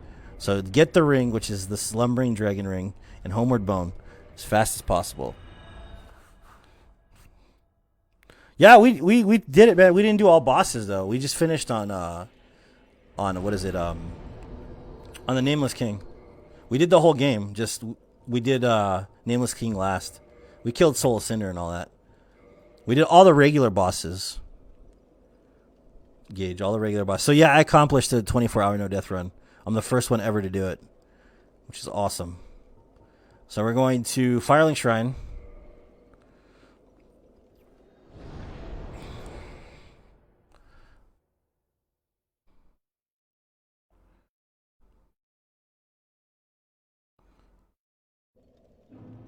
Gonna run down one more time into the Catacombs.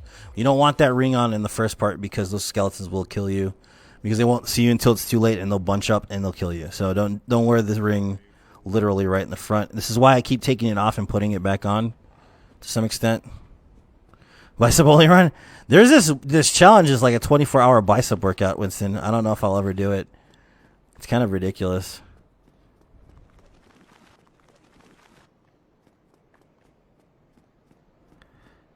Dude, that's awesome, Jane. That's a good game.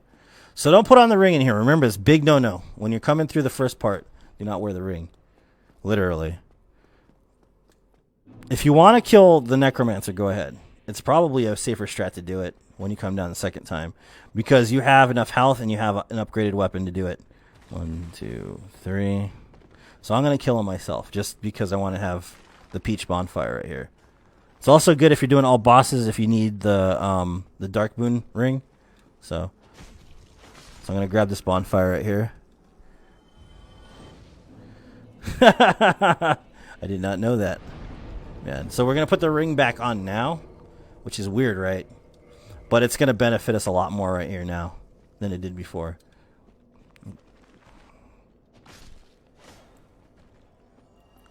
Because now the hollows won't see us, or the skeletons, until it's too late.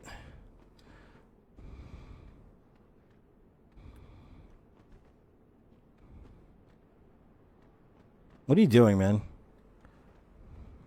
I'm not going to let you parry me.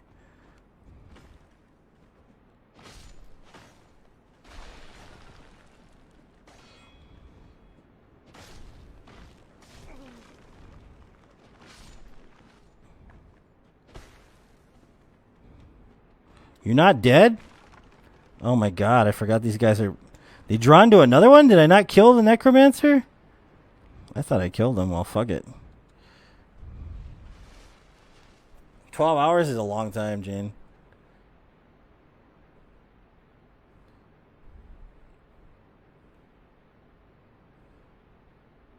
We're gonna roll down. Just be safe, because if that guy rolls across, he'll hit you and you'll die.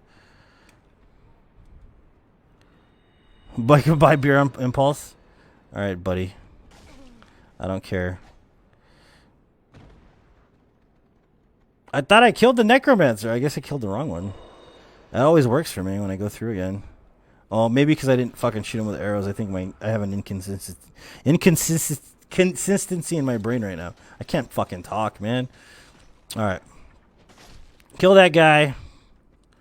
Wait for that guy. You're going to have to kill him too. If you're not smart like me just now. Be careful. All right. You run through again like you're going to the loser pinwheel. Big old loser, this guy.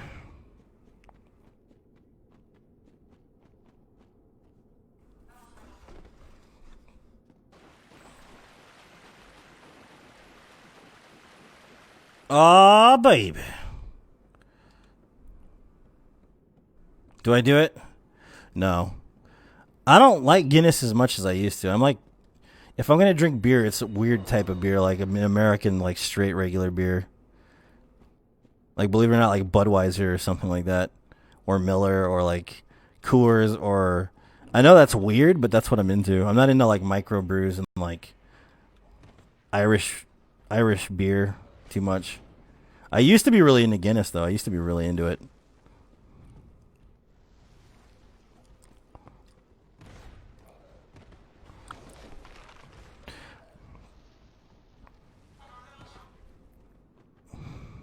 Buy beer? No. I haven't even negated it to Guinness, man. You know that, right? Like, I haven't even told them anything. I should tell them, man, but I haven't. They probably should have been here for it if that was the case. On the 48-hour run, I will have them be here. So, okay. So, you have to get rid of this. We're going to use Slumbering Dragon Crest Ring, and there's a reason why. So, goodbye, Fap Ring, everybody. Say goodbye. Rip Fap Ring. All right, so the thing is going out of the ladder, finding the sarcophagus, and running along the wall here. Okay? I'm almost done, Dad.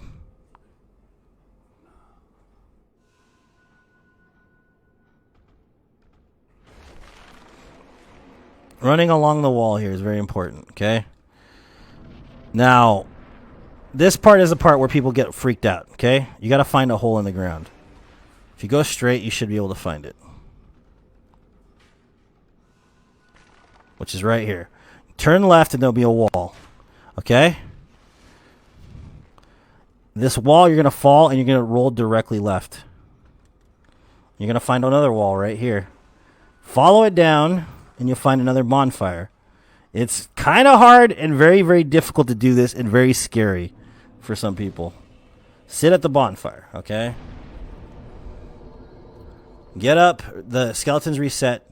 Follow the podiums, okay? So there's one podium first that we're going to see, which is this one, right? And then we're going to see a second one. Don't fall off there. That's a bad thing. You see the second one? You're going to go straight to the wall and follow the wall around. All the way around. Don't undo it. Just follow the wall all the way around. Okay? Literally, like, because if you don't follow the wall, there are like 3 dogmen down here that will kill you. I'm not even fucking around. You can fall off here and there's going to be a hole in the floor. Go down it. Now you can find your way out of the darkness. Okay? So there's a specific reason why we got this combo, this ring set combo. And the reason why is because it makes Nito so much better than it usually is. And what it does is that if you use Slumbering, it'll mask your footsteps.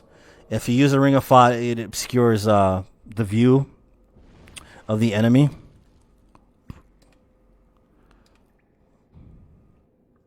What's up, Blake? How's it going? Go back and watch the rest of the video, Adam, and you can see it.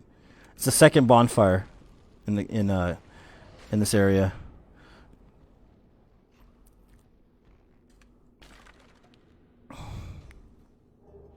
Grab the soul of the hero. So when doing this, so you put the Slumbering with the Ring of Fog together, and what happens is nobody can see you or hear you except for casters, okay? So casters can see you no matter what. But that also means that the skeletons in Nito's pit won't aggro to you. So they won't aggro at all when we go down here. Nito's the only one who's going to be able to tell we're here. So, because he's a caster. So, he's going to come towards us, but the rest of them aren't going to come towards us. We have to make sure we lure him away. But be weary of him because he could still stab through the floor and hit you. Just got to make sure that you don't go too far up. You got to lure him back. Just lure him far enough so he can start attacking. Yeah, I posted it to YouTube. It's also going to be on playlists on the page, Sam. All right. So he's going to do it. Well, he's far enough. Just be careful. Don't go too far towards the skeletons. If he casts, you don't need a block. You can if you want. But I usually just run this way and avoid the AoE altogether.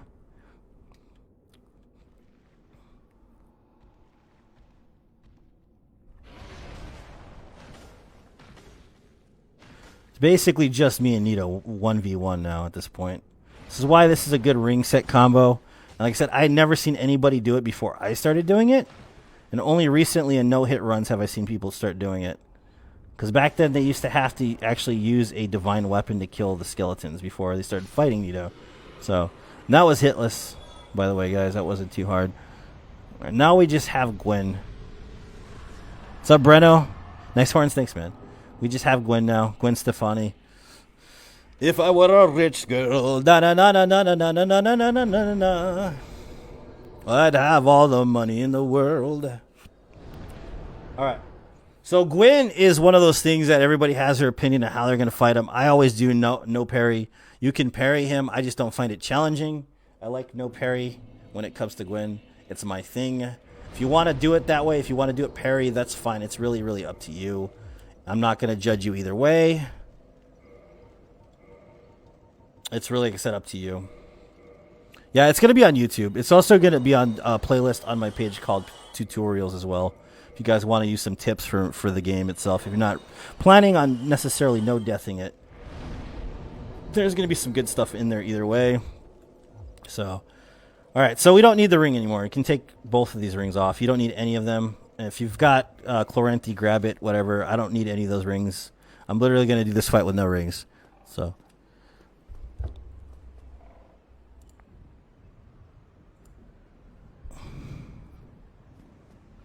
all right, so we're going to go down here. It looks like you can die. You can't, so don't worry about it. We're going to offer all the Lord Souls, of course.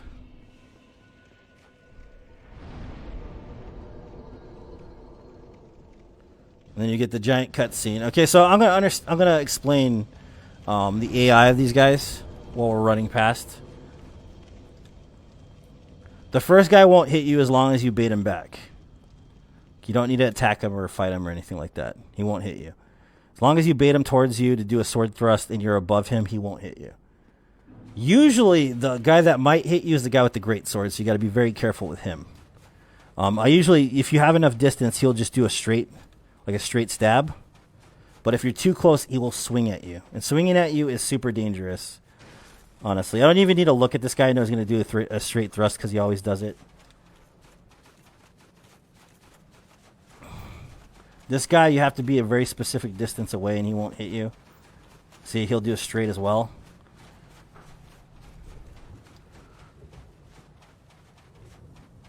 But this is all based on how much distance you guys carry between you and the enemies. No, I haven't done Demon Souls yet. I have it. I've played 2 hours of it. I really enjoy it. I haven't played it on stream yet. And hopefully with the new setup, I'll be able to do it. This guy you want to run on his right side. Be careful. He can hit you in the ankle. He's done it a lot to me in Soul Level 1. This guy right here, you literally just run on his on your left side, and he won't hit you. The guy with the axe. As long as you go left here, he won't hit you. If you go on this guy's right, like I said, on his left side, he will never hit you, no matter what. And then we got Gwen. So this is the last boss in the game, guys. Do it how you do it. Figure out how you like to fight the boss. Of course, he hit me. Fog Gate. It's really up to you and what you want to do. I just choose not to parry, honestly.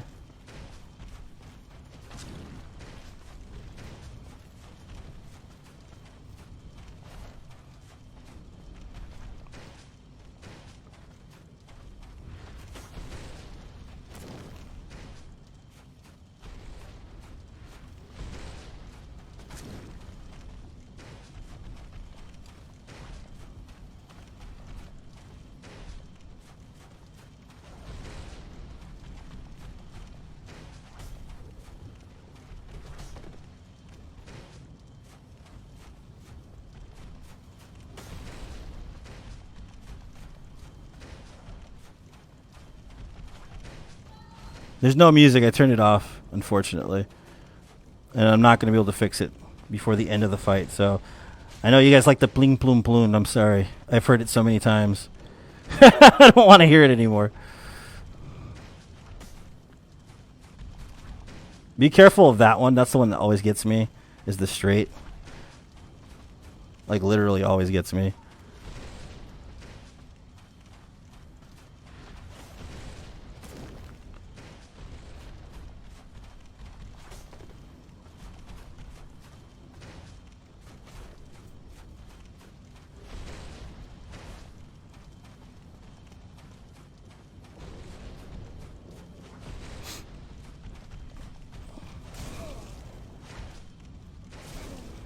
Nice. Shithead.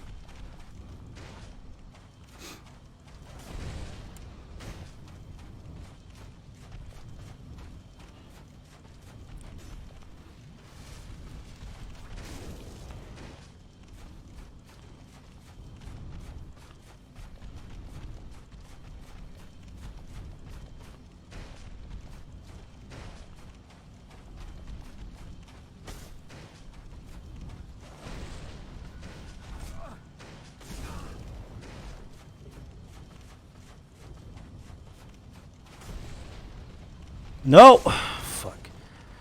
That was my bad. Shouldn't have healed there.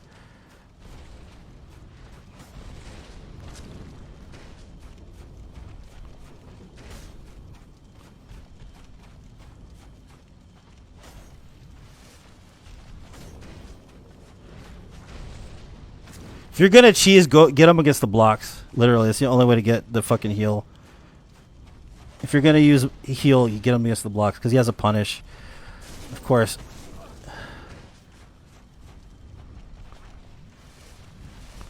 It's fine.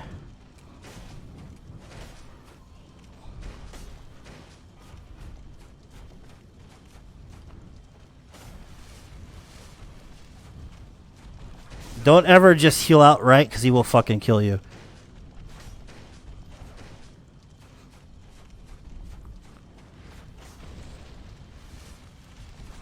He hates it when you heal.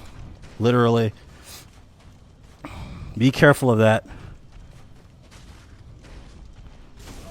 Fucking blocks, man.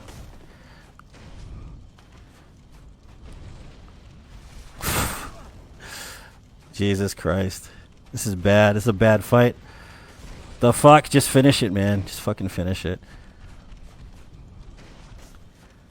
Sloppy ass fight, dude.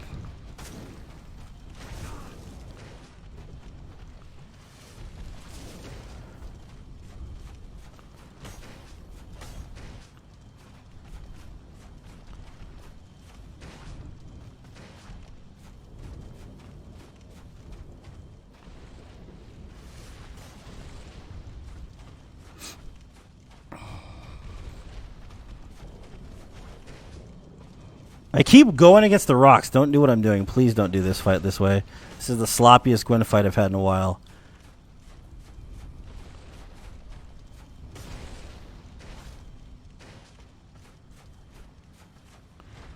This is a bad idea the way I'm fighting him.